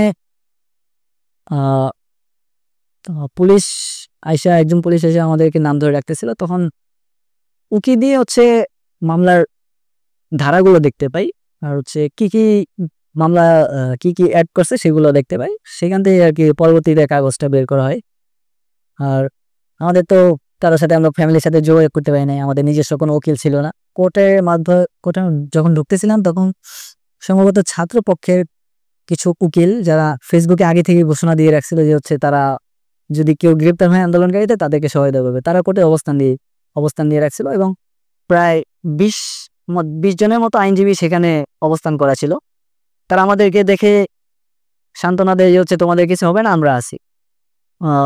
যখন আমাদেরকে কোর্টে গারদে আটকে রাখে, তো ওই সময় আক্তার ভাইয়ের সাথে কথাবার্তা বলার সময় একজন ছাত্রদলের একজনের সাথে পরিচয় হয়, নামটা আমি ভুলে গেছি।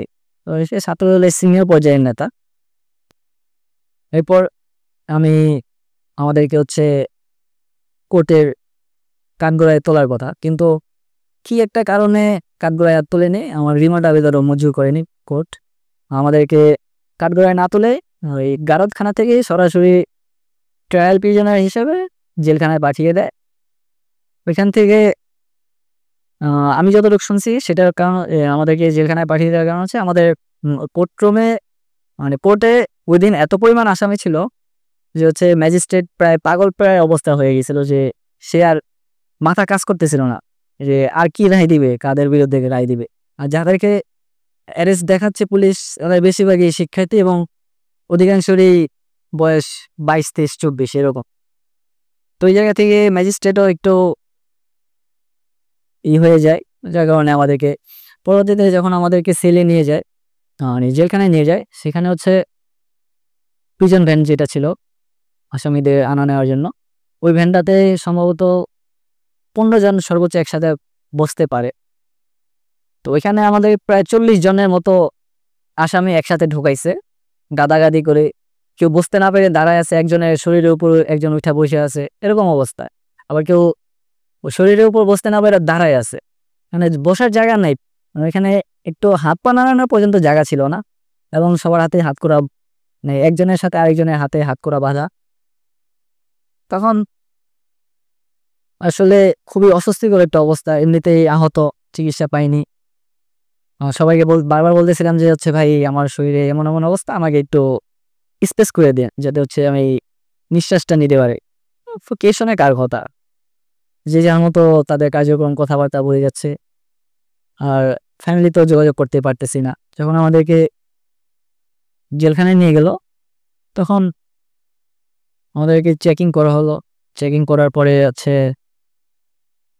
আমাদের সাথে যা কিছু ছিল, আমার কাছে প্রায় 12-13 হাজার টাকার মতো ছিল পকেটে রাখা, মানি ব্যাগটা পাই নাই, কার্ড যা ছিল সবই নিয়ে গেছে তারা, মোবাইলও তারা রেখে দিছে।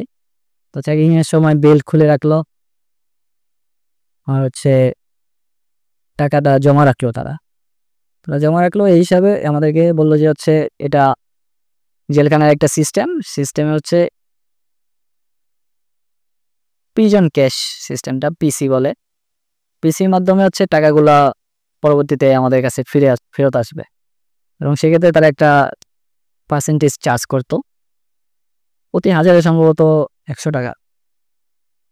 আমার কাছে যেহেতু 12,000 টাকা ছিল ওই সময়, আমাকে যখন গ্রেপ্তার করে, মানে ওই দিন যত আসামি গ্রেপ্তার করেছিল ততজনের মধ্যে সর্বোচ্চ টাকা আমার কাছেই ছিল, এবং ওই পরিমাণ টাকা এমন যাদেরকে গ্রেপ্তার করে জেলখানায় বন্দি করতেছিল তাদের সবাইকে তো রাস্তা থেকে তুলে আনছে। তারা তো ওইভাবে কোনো প্রিপারেশন নিতে পারে না, এবং অনেকের 90%-এর ওপরে ফ্যামিলি জানতেই পারে না যে তাদের ছেলে গ্রেপ্তার হয়ে গেছে, তাদের সন্তান গ্রেপ্তার হয়ে গেছে। তো এই অবস্থা থেকে তো তাদের কাছে টাকা পয়সা থাকার কোনো কথাও না, এবং আন্দোলনের সময় অনেকে টাকা পয়সা নিয়ে বের হওয়ার চিন্তা ভাবনা করে নাই যে টাকা পয়সা নিয়ে কি করবো, আসলে যাচ্ছি তো লাইফ রিস্ক নিয়ে, সবাই লাইফ রিস্ক নিয়ে নামতেছিল ওই সময় যখন নামতেছিল। তো তাদের কাছে টাকা পয়সা নাই, তারা এখন কি করবে? আমার কাছে তো অন্তত কিছু আছে, আমি পরবর্তীতে সেগুলো দিয়ে সবাইকে সহযোগিতা করেছি বিভিন্নভাবে। যে অনেকে বলছে যে টাকা ফেরত দেবে, আমি বলছি যে দেওয়ার প্রয়োজন না, এটা আপনাদের জন্য আমাকে আমাদের লেখক ভাই বেড়াদার যারা ছিল তারা নাম প্রকাশে অনিচ্ছুক, কিন্তু আপনাদের সহযোগিতা করতে টাকাটা দিয়েছে। তো সেই জায়গা থেকে আমি আমার জন্য অল্প কিছু রেখে বাকিটা হচ্ছে সবাইকে সহযোগিতা করি। তো তারা খুবই খুশি হয়েছিল ওইটাতে, যে তো অন্তত তারা একটু সার্ভাইভ করার জন্য হলো কিছু পেয়েছে। কারণ ওই অবস্থাতে জেলে কিছু আপনি যদি সাধারণত জেলে আপনি যে খাবারটা বাইরে 5 টাকায় পাবেন, জেলখানায় এটার দাম 100 টাকা হয়ে যায়।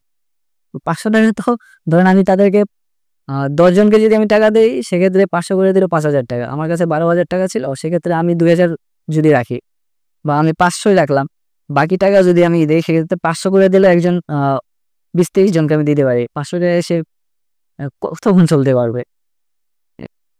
যে এর পরবর্তীতে আপনার ফ্যামিলির সাথে কবে যোগাযোগ হলো? 5ই আগস্টের আগে নাকি পরে যোগাযোগ হয়েছে? ফ্যামিলির সাথে আর যোগাযোগ হয়নি আমার, একদম জেল থেকে বের হওয়ার পরে যোগাযোগ হয়েছে। কিন্তু ফ্যামিলি আমি কারারক্ষীকে দিয়ে হচ্ছে, কারারক্ষীকে আমার আব্বুর নাম্বার দেই, আর কারো নাম্বার মুখস্থ তেমন ছিল না, যার কারণে দিতে পারি নাই। তো আব্বুর নাম্বারটা দেওয়ার পরে তারা কারারক্ষী আব্বুর সাথে যোগাযোগ করে, এবং আব্বুকে আমি কারারক্ষী বলি যে আমার কোনো টাকা পয়সার দরকার নেই, আমাকে কিছু জামা কাপড় আর কিছু বইপত্র পাঠাও। আচ্ছা, আপনি কারাবন্দী অবস্থায় সেখানে কবিতা লিখতেন, কবিতা চর্চা করতেন, যেটা 2025-এ বইমেলায় প্রকাশিত হয়েছিল বয়তন্ত্র নামে। ঠিক কেন জেলে বসে আপনার কবিতা লিখতে হবে একদম আন্দোলনের মাঠ থেকে কারাবন্দী অবস্থায়? বিষয়টা হচ্ছে এমন, কবিদের স্বভাবই হচ্ছে কবিতা লেখা। যেহেতু আমার একটা কবিতা লেখার ঝোঁক ছিল, আমি অন্যান্য সাহিত্যের অন্যান্য জনরা তেমন একটা চর্চা করি নাই, বিধায় আমি তেমন ওই জনরাগুলোতে স্বাচ্ছন্দ্য বোধ করি না। তো আমার কবিতা কমফোর্ট জোন। আমি যখন আমরা সেলবন্দি ছিলাম, আমাদেরকে 24 ঘন্টায়, যে 19 দিন ছিলাম, 24 ঘন্টায় আমাদেরকে সেলের মধ্যে আটকে রাখতো, আমাদের কোনো কাজ ছিল না। এবং ওইখানে আটকে রাখার কারণ হচ্ছে আমরা হচ্ছে হাই প্রোফাইল কেসের আসামি, এবং বিশেষ করে শিক্ষার্থী, এই জন্য তারা আমাদেরকে আলাদাভাবে অন্যান্য আসামিদের সাথে যারা বিভিন্ন ধরনের চুরি ডাকাতি খুন তারপর মাদক মামলা এগুলোতে যারা আসামি হয়ে আসছে, তাদের সাথে যেন হচ্ছে মিশে আমাদের চরিত্রে কোনো দাগ না লাগে, সেটার জন্য আমাদেরকে আলাদা একটা স্পেস নির্ধারিত করে দেয়, এবং তারা আমাদেরকে বেরোতে দেয় না। কিন্তু জেলখানার মধ্যে কারফিউ চলতেছিল, যে হচ্ছে অন্যান্য সাধারণ আসামি যারা সাধারণ সময় যারা গ্রেপ্তার হয়েছে, তারাও তাদের ওয়ার্ড থেকে বা সেল থেকে বের হতে পারতেছিল না। সাধারণত আমরা যে সময় দেখি যে হচ্ছে আসামিদেরকে হচ্ছে ওয়ার্ডে স্থানান্তরিত করা হয়, কিন্তু আমাদেরকে ওয়ার্ডে স্থানান্তরিত করে না, আমাদেরকে রেখেছিল হচ্ছে যে ভবনটাকে রেখেছিল সেটার নাম হচ্ছে শাপলা ভবন, যেটা জেলখানার একদম শেষ সীমানায় অবস্থিত, এবং সেটা হচ্ছে ফাঁসির মঞ্চের সাথে এবং ফাঁসির আসামিদের জন্য ব্যবহৃত হতো। এবং করোনার সময় সেটাকে হচ্ছে আইসোলেট রুম হিসাবে ব্যবহার করা হতো। আর আমরা যতটুকু খবর পেয়েছি, এবং ওই ভবনটাতে দীর্ঘ 9 মাসে কোনো আসামি রাখা হয় নাই আন্দোলনের আগে। আন্দোলনের দিন থেকেই সেলটাকে প্রতিদিন একটা করে ফ্লোর পরিষ্কার করতো, আর আসামিদেরকে হচ্ছে মানে যারা গ্রেপ্তার আন্দোলনকারী গ্রেপ্তার আছে তাদেরকে হচ্ছে ওইখানে রাখতো।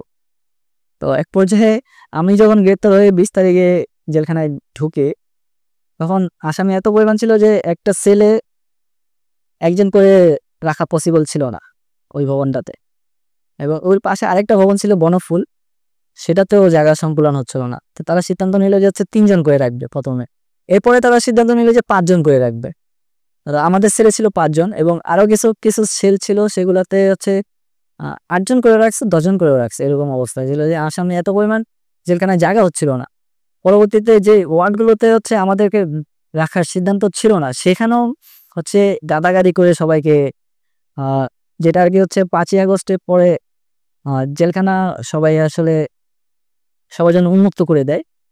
মানে ভিতরে মেন গেট খোলা বন্ধ থাকে, কিন্তু জেলখানার যে সেলগুলো ছিল সেগুলো খুলে দেয়। তো সবার সাথে কথা বলে জানতে পারি যে হচ্ছে তাদেরকে এইভাবে রাখছে। তখন আসলে বুঝতে পারি যে কতটা নির্মমতার মাধ্যমে আমাদেরকে রাখা হয়েছিল। জেলখানার মধ্যেও কিছু মৌলিক অধিকার বাস্তবায়িত হয়, যেগুলো হচ্ছে চিকিৎসা, আর হচ্ছে খাদ্য, আর হচ্ছে আরেকটা কি যেন হচ্ছে স্বাধীনভাবে ঘোরাফেরার একটা সময় ছিল জেলখানায়, কিন্তু ওইগুলো আমরা কিছুই পাইনি। এবং আমি যে জেলখানায় কবিতা লিখবো, কবিতা লেখার জন্য তো আমার কাগজ কলম প্রয়োজন ছিল। কাগজ কলম তো আমি পাচ্ছিলাম না। আমি টানা 1 সপ্তাহ বিভিন্ন কারারক্ষী যারা ছিল দায়িত্বে আসতো তাদেরকে আমি জিজ্ঞেস করতাম যে ভাই আমি এই কাগজ কলম কিভাবে সংগ্রহ করতে পারি এবং দাম কত নিতে পারে। তারা এক একজন এক এক রকমের দাম বলতেছিল। কেউ বলতেছিল 1000 টাকা নেবে, কেউ বলতেছিল 100 টাকা নেবে, কেউ বলতেছিল 500 টাকা নেবে। আমার সাথে যেহেতু আক্তার ভাই ছিল, একই সেলে আমরা ছিলাম, তো উনি আমাকে বলে যে এর আগে তারা যখন জেলে আসছিল, গ্রেপ্তার হয়েছিল, আমি তো তখন ফার্স্ট টাইম, এর আগে বিভিন্ন মামলা আমি আসামি ছিলাম কিন্তু গ্রেপ্তার হয়নি, অনেকবার পুলিশের হাত থেকে সরাসরি ছুটে বেরিয়ে যেতে পেরেছিলাম, কিন্তু এবার তো গ্রেপ্তার হয়ে গেছে। তো প্রথমবার হিসাবে আমি তো জেলের তেমন নিয়মকানুন কিছু বুঝি না। ওই সময় আক্তার ভাইকে জিজ্ঞেস করলাম যে ভাই খাতা কলম কিভাবে আনবো। বলে যে জেলখানে একটা দোকান আছে ভিতরে, ক্যান্টিন, ওইটার ভিতরে পাওয়া যায়। দাম সম্ভবত যেটা আমরা বাইরে 20 টাকা কিনা সেটাও 100 টাকা ওইখানে। বললাম যে কিভাবে আনা যায়, জেল থেকে তো সেল থেকে তো বের হতেই দিচ্ছে না, তো আনবো কিভাবে। যারা হচ্ছে খাবার দিতে আসে হয় তাদের সাথে, অথবা হচ্ছে যারা করতে আসে কারারক্ষীর দায়িত্বে তাদেরকে দিয়ে আনাইতে হলে। প্রথমে তারা কেউই রাজি হচ্ছে না। প্রথম 1 সপ্তাহ সবাই আতঙ্ক ছিল, কারারক্ষীরা পর্যন্ত আতঙ্কে ছিল যে এদের সাথে মিশলে তাদেরকেও হচ্ছে টর্চারিং করা হবে বা করা হবে। তো ওই ভয়ভীতির জায়গা থেকে তারা আমাদেরকে সহযোগিতা করতেছিল না। এরপর টানা 1 সপ্তাহ চেষ্টা চালানোর পরে একজনকে দিয়ে, মানে যে খাবার সার্ভ করে তাদের মধ্যে থেকে একজন দিয়ে হচ্ছে 400 টাকা দিয়ে একটা খাতা আনায়, আর 2টা কলম আনায় হচ্ছে 50 টাকা করে, 100 টাকা দিয়ে, মানে টোটাল 500 টাকা, এবং তাকে আবার 50 টাকা বকশিস দিতে হয়। সেক্ষেত্রে আমার প্রায় 500 টাকা 550 টাকার মতো খরচ হয় একটা খাতা। আর সে খাতাটা ছোট ছিল খুবই, খুব বেশি হলে 100 পেজ ছিল। ওই খাতার মধ্যে পরবর্তীতে আমি লেখা শুরু করি যে আসলে এই সময়টাকে আমি কি করব, আমার তো কোনো কাজ নেই, আমাদেরকে যে কোনো সময় যে কোনো কিছু করে ফেলতে পারে। যে এগুলা আমি যে জেলখানায় দিনগুলো কাটাচ্ছি ওইগুলো একটু ডায়েরি আকারে লিপিবদ্ধ করা যায় কিনা, হচ্ছে অন্য কিছু করা যায় কিনা, সেই চিন্তা থেকে হচ্ছে কবিতা লেখা শুরু করি। আর কবিতার ভাষাগুলো ছিল এমন যে হচ্ছে প্রতিবাদী ভাষা, যে আমি যেগুলো নিচ্ছকে দেখেছি আর অন্যকে হইতে দেখেছি, আমার নিজের সাথে যেগুলো ঘটেছে সেগুলোকে আর তুলে লিখতেছিলাম। তো আক্তার ভাই মাঝে মধ্যে আমাকে কিছু হিন্টস দিত, তো ওইগুলো আমি পয়েন্ট আকারে লিখতাম। কাহিনীগুলা আমার কাছে ডকুমেন্ট আকারে আসছে, পরবর্তীতে আমি ওইগুলো বের করতে পেরেছিলাম, কিন্তু সাধারণ সময় হলে এটা বের করা যেত না। আর যদি হাসিনা না পালাইতো ওইগুলো ডকুমেন্ট আকারে আমি বের করতে পারতাম না, যে খাতায় লিখেছে সেই খাতাটাই বের করা গেছে। আর ওই সময় চিন্তা ভাবনা এমন ছিল যে হচ্ছে যা লিখবো সেগুলা যদি কোনোভাবে বের করতে পারি অবশ্যই বই আকারে প্রকাশ করব। আর তখন বের হয়ে দেখি যে আমি 19 দিনের মধ্যে প্রায় 40 থেকে 45টার মতো কবিতা লিখেছি, এবং এমন এমন কবিতা লিখেছি যেগুলো আসলে যদি কারা কর্তৃপক্ষ টের পেত তাহলে সেখানে আমার করতে হচ্ছে, জেলের ভিতরে একটা আইন আছে, কারাগারের নিয়ম অমান্য করলে হচ্ছে তাদেরকে শাস্তি দেওয়া হয়, উল্টো করে ঝুলিয়ে দেওয়া হয়, হচ্ছে বেরি পরাই দেওয়া হয়, ডান্ডা বেরি পরিয়ে দেওয়া হয়, পায়ে পাতায় উল্টো করে মারতে থাকে পায়ের পাতার মধ্যে, যাতে হচ্ছে হাঁটতে না পারে। তো ওই জায়গা থেকে আসলে আমাকে খুব লুকিয়ে লুকিয়ে লিখতে হয়েছিল। আমি রাত হলে সবাই যখন ঘুমিয়ে পড়তো তখন লেখা শুরু করতাম, দিনের বেলায় লিখতে পারতাম না। কিছুক্ষণ পর পরই আসলে চেকিং করতে আসতো, রাউন্ড দিয়ে যেত কারারক্ষীরা, যে কে কি কি করতেছে এগুলা দেখতে। তো একদিন রাতে 12টা, না তো ঘড়ি ছিল না আমাদের, আমরা টাইমও জানতে পারতাম না কখন কয়টা বাজে, কি করতেছে না করতেছে কিছুই জানতে পারতাম না। জাস্ট ওই আমাদের ভবন থেকে কিছুটা প্রায় 1.5 থেকে 2 কিলোমিটারের মতো দূরে একটা মসজিদ ছিল, ওইটা আজানের হালকা সুর ভেসে আসতো। তো ওইটার পরিপ্রেক্ষিতে আমরা একটা সময় আন্দাজ করে নিতাম যে কখন কি হচ্ছে। তো ওই সময়টা যখন আমি একদিন রাতে লিখতেছিলাম, এক অফিসার, কারারক্ষী অফিসার, সে আসলো, আমাকে দেখে ফেলছে লিখতে। আমাকে দেখে সাথে সাথে হচ্ছে সেল খুললো, সেল খুলে হচ্ছে জিজ্ঞাসাবাদ শুরু করলো যে কি লিখতেছি, কেন লিখতেছি, কার কাছে যাবে এগুলা। আমি তাকে বললাম যে আমি তো কবিতা লিখতেছি, জেলখানার মধ্যে তো লেখালেখির নিয়ম নাকি, তুমি কেন লিখতেছো? তারা সে আমাকে বিভিন্নভাবে থ্রেট করতে থাকে, তো এখন শাস্তি হবে। আমিও একটু ভয় পাই। এই তখন সাথে সাথে আবার আক্তার ভাইয়া উঠে যায়, সে ঘুমিয়েছিল। উঠে হচ্ছে যে কারারক্ষী অফিসার আসে, তাকে সে চিনে, তার সাথে একটু পরিচয় ছিল আগে থেকে যখন জেলে আসছিল। তো আক্তার ভাই তার পরিচয় দিলে আক্তার ভাইকে সে চিনতে পারে। ওই আক্তার ভাইয়ের কারণে আমি ওই দিন বেঁচে যাই এবং লেখাগুলো কন্টিনিউ করতে পারি।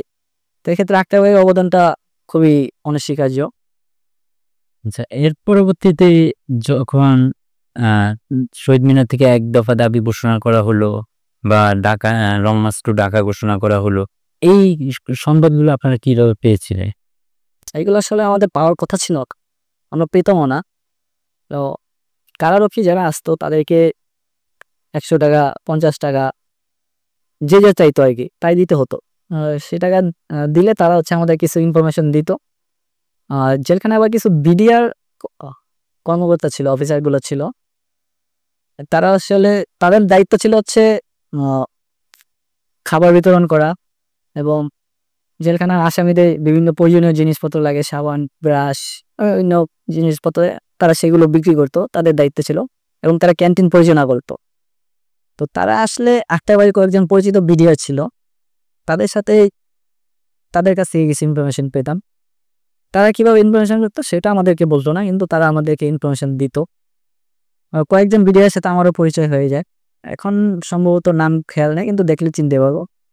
তো তাদের সাথে যখন আমরা কথা বলতাম, তারা আমাদেরকে কি কি করতে হবে, কি কি করা দরকার, কোথায় কি ঘটতেছে, এগুলো জাস্ট হিন্টস দিত। বেশিক্ষণ কথা বলতে পারতো না, সিসিটিভি ফুটেজে রেকর্ড হয়ে যেত।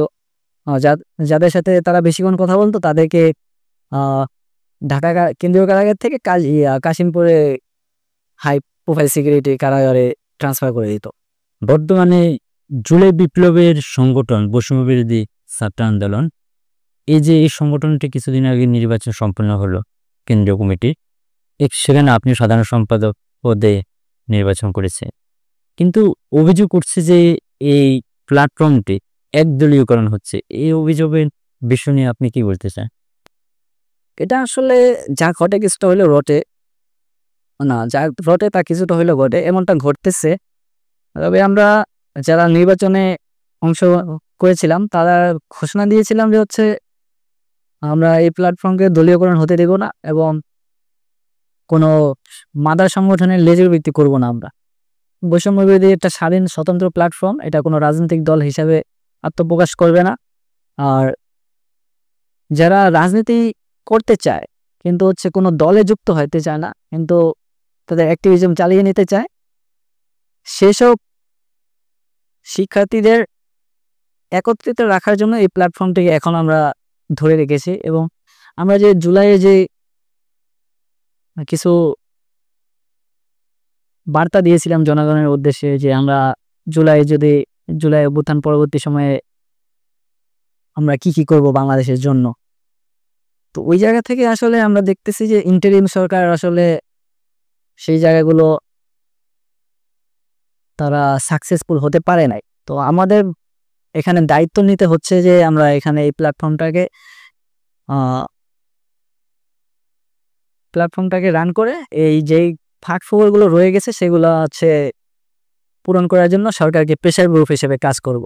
এখন এই যে বৈষম্য বিরোধী প্ল্যাটফর্ম প্রেশার গ্রুপ হিসেবে কাজ করবে এই প্ল্যাটফর্মকে রেখে, কিন্তু যারা এই সংগঠনটির এখন দায়িত্বে আসছে, যদি বলতে হয় যে এনসিপির যারা রাজনীতি করে বেশিরভাগ তারাও সংযুক্ত রয়েছেন, তাহলে কি এটা একটা নির্দিষ্ট দলের দিকে ধাবিত হচ্ছে না? আপনার কাছে কি মনে হয়? নির্দিষ্ট দলের দিকে ধাবিত হচ্ছে না আমার মনে হচ্ছে, কারণ হচ্ছে যখনই যেখানে কোনো অন্যায় ঘটতেছে সেটা যদি এনসিপিও করে সেক্ষেত্রে আমাদের পক্ষ থেকে প্রতিবাদ কিন্তু জানানো হচ্ছে, এবং সেটা লোক দেখানো নয়, ইমিডিয়েট আমরা অ্যাকশনেও যাচ্ছি যে হচ্ছে আপনারা আমাদের ভাই বলে আমরা আপনাদেরকে ছেড়ে দেব না, আপনারা দীর্ঘ সময় আমরা একসাথে ছিলাম তাই বলে আপনারা পার পেয়ে যাবেন না। আমরা তাদেরকে প্রশ্ন করতেছি, তারা আমাদেরকে যদি প্রপার অ্যান্সার দিতে পারে সেক্ষেত্রে আমরা তাদেরকে হচ্ছে দায়বদ্ধতার জায়গা থেকে হচ্ছে ছাড় দিচ্ছি। তারা আমাদের কাছে দায়বদ্ধ, আমরা কিন্তু তাদের কাছে দায়বদ্ধ নই, কারণ বৈষম্য বিরোধী ছাত্র আন্দোলন থেকে তারা উঠে আসছে, আমরা কিন্তু তাদের থেকে উঠে আসি নাই। সেক্ষেত্রে তারা একটা স্বচ্ছতা বজায় রাখতেছে, তারা তাদের কার্যক্রম দলীয় কার্যক্রম তারা তাদের মতো করে চালাচ্ছে, আমরা তাদের সেটা ইন্টারফেয়ার করতেছি না, আর তারাও আমাদের কাছে ইন্টারফেয়ার করতেছে না। তবে এখানে একটা যেটা অভিযোগ সেটা হচ্ছে যে সবচেয়ে বেশি যেটা অভিযোগ হচ্ছে যে গণতান্ত্রিক ছাত্র সংসদের কমিটি প্রধানের জন্য বৈষম্য বিরোধী কমিটি আর প্রকাশ করা হবে না, এবং সেটা হচ্ছে যে এটা আসলে সত্যি, কিন্তু এখানে আমরা চিন্তা করতেছি যে হচ্ছে বৈষম্য বিরোধী নাম ভাঙিয়ে যেসব অপকর্মগুলো সংঘটিত হচ্ছে সেগুলোতে নিয়ন্ত্রণ করতে হবে। তো আমরা লং টাইমে সার্ভ আপ করার জন্য ভাবতেছি যে হচ্ছে আমরা জেলা এবং উপজেলা পর্যায়ে এবং অন্যান্য যে ইউনিয়নগুলো ছিল শিক্ষা প্রতিষ্ঠানে সেই ইউনিয়নগুলোকে তাদের মেয়াদ শেষ হয়ে গেলে সেগুলো বিলুপ্ত ঘোষণা করে দেব, এবং আমরা সেল আকারে সেন্ট্রাল কমিটিতে সীমাবদ্ধ থাকবো, এবং যদি প্রয়োজন হয় আমরা সেল আকারে তাদেরকে যারা রাজনীতিতে যুক্ত হবে না, ছাত্র রাজনীতিতে যাবে না, জাতীয় রাজনীতিতে যাবে না, যুব রাজনীতিতে যাবে, তাদেরকে আমরা এই প্ল্যাটফর্মে রাখবো, এবং সেটা তাদের ক্যাপাসিটি অনুযায়ী। বৈষম্য বিরোধী ছাত্র আন্দোলন থেকে অনেকে এনসিপির রাজনীতিতে যুক্ত হলো, নতুন দল গঠন করলো। আপনার রাজনৈতিক প্ল্যাটফর্ম কি হতে পারে আগামীতে? আমার রাজনৈতিক প্ল্যাটফর্ম, যেহেতু আমি একসময় ছাত্র অধিকার পরিষদের রাজনীতি করেছিলাম, সেক্ষেত্রে আমার তখনকার গন্তব্য হইতো হচ্ছে গণ অধিকার পরিষদে, কিন্তু এখন যেহেতু একটা প্ল্যাটফর্ম একটা দল ছেড়ে দিয়েছি আমি, সেক্ষেত্রে বিষয়টা হচ্ছে যে ওই দলে ফেরত গেলে তখন আপনার যে প্রথম দিকে যে ডিমান্ডটা ছিল প্রথম অবস্থায় সেই ডিমান্ডটা থাকে না, আপনার মতামতকে কেউ গুরুত্ব দিবে না। তো ওইখানে এটা একটা প্রবলেমেটিক যে আমি আমার যে অবস্থানটা ছিল, আমি এখনো অন্য কোনো দলে যুক্ত হইনি, সেক্ষেত্রে আমি গণ অধিকার পরিষদে যাওয়ার একটা ভাবনা ভাবতেই পারি, বা হচ্ছে ছাত্র অধিকার পরিষদে কমিটিতে যাওয়ার ভাবনা ভাবতেই পারি, কিন্তু সেক্ষেত্রে আমার মূল্যায়নটা কি আগের মতোই থাকবে কিনা সেটা একটা প্রশ্ন থেকে যায়, যার কারণে আমি এখনো সিদ্ধান্তে যাই নাই যে ওখানে যাব কিনা। ছাত্রদল থেকে অফার আসছে, এছাড়া অন্যান্য কয়েকটা সংগঠন থেকে অফার আসছে, কিন্তু আসলে আমার যেটা লক্ষ্য সেটা হচ্ছে যে জুলাই অভ্যুত্থানে আহত ও শহীদ ফ্যামিলিগুলা যেভাবে সার্ভাইভ করতেছে সেই অবস্থা থেকে সরকার যে স্টেপগুলো নিয়েছে সেগুলা প্রয়োজনীয় স্টেপ ঠিক আছে, কিন্তু সেগুলো আসলে কাজ করতেছে না। তো কাজ করার জন্য যে লোকজনগুলো প্রয়োজন সেগুলো সাপ্লাই করবে কে? এখন গণতান্ত্রিক ছাত্র সংসদ তাদের নিজস্ব একটা আইডিওলজি আছে, তাদের চিন্তাভাবনা রাজনৈতিক। তো আমাদের চিন্তাভাবনাটা হচ্ছে সামগ্রিকভাবে দেশের যে কোনো মানুষ যদি কোনো সমস্যায় ভোগে সেটা আমরা দেখতে বাধ্য, কারণ তাদের ম্যান্ডেট নিয়ে আমরা এই বৈষম্য বিরোধী ছাত্র আন্দোলনকে পরিচালনা করতেছি। এখন প্রথম দিকে যেহেতু একটা বিলুপ্তির দাবি উঠেছিল, সেক্ষেত্রে ওইটাকে আমরা জনগণের জন্য কাজ করার নিমিত্তে এটাকে বাঁচিয়ে রেখেছি। এখন যেহেতু এটা আমাদের দায়িত্ব, সেক্ষেত্রে জনগণকে তো অবশ্যই আমাদের সাথে লাগবো। এক্ষেত্রে জনগণ যদি চায় যে আমরা ওইখানে যাব, ওইখানে কাজ করব, সেক্ষেত্রে আমাদের করতে হবে। কিন্তু বৈষম্য বিরোধী থেকে আসলে রাজনীতিতে যাওয়ার অন্য আমার ইচ্ছা নাই। আপাতত যতদিন আমি তাদেরকে নিয়ে কাজ করতে পারি তাদেরকে নিয়ে কাজ করব, কারণ আমি শহীদদের কাছে আসলে দায়বদ্ধ। তারা যদি জীবন না দিত আমি আসলে জেল থেকে বের হতে পারতাম না, এবং বের হতে পারতাম না, এবং আমাকে মেরেও ফেলতে পারতো শহীদদের কাতারে। অলরেডি আমাকে তো ওই 15 জুলাই যে ভিডিওটা ভাইরাল হয়েছিল সেখানে তো আমাকে মেরেই ফেলেছিল অনেকে। সেখান থেকে সে যাত্রায় আমি বেঁচে গেছি, এবং সেকেন্ড টাইম আমি সার্ভাইভ করে গেছি, জেলখানা থেকে মুক্তি পেয়েছি। কাদের বিনিময়ে? এই 2000 শহীদ যে রক্ত দিয়েছে তাদের বিনিময়ে তো আমি বেঁচে আছি। তো এইখান থেকে হচ্ছে আমার এই দায়বদ্ধতার জায়গা থেকে আমি বৈষম্য বিরোধী নিয়ে কাজ করতে ইচ্ছুক। আর পরবর্তীতে যদি আমি রাজনৈতিক দলে যেতে চাই সেক্ষেত্রে আমার ফার্স্ট প্রায়োরিটি থাকবে এনসিপি, কারণ এখানে যে এনসিপির যে ভাবনা চিন্তা সেটা একদম আমার আইডিওলজির সাথে মিলে যায়। যদি এনসিপি তাদের আইডিওলজি ঠিক রাখে সেক্ষেত্রে আমার ওইখানে যাওয়ার একটা ইচ্ছা আছে। এখন দেখা যাক, এনসিপি তো এখন সবেমাত্র যাত্রা শুরু করেছে। তারা বিভিন্ন জায়গায় বাধা বিপত্তির শিকার হচ্ছে।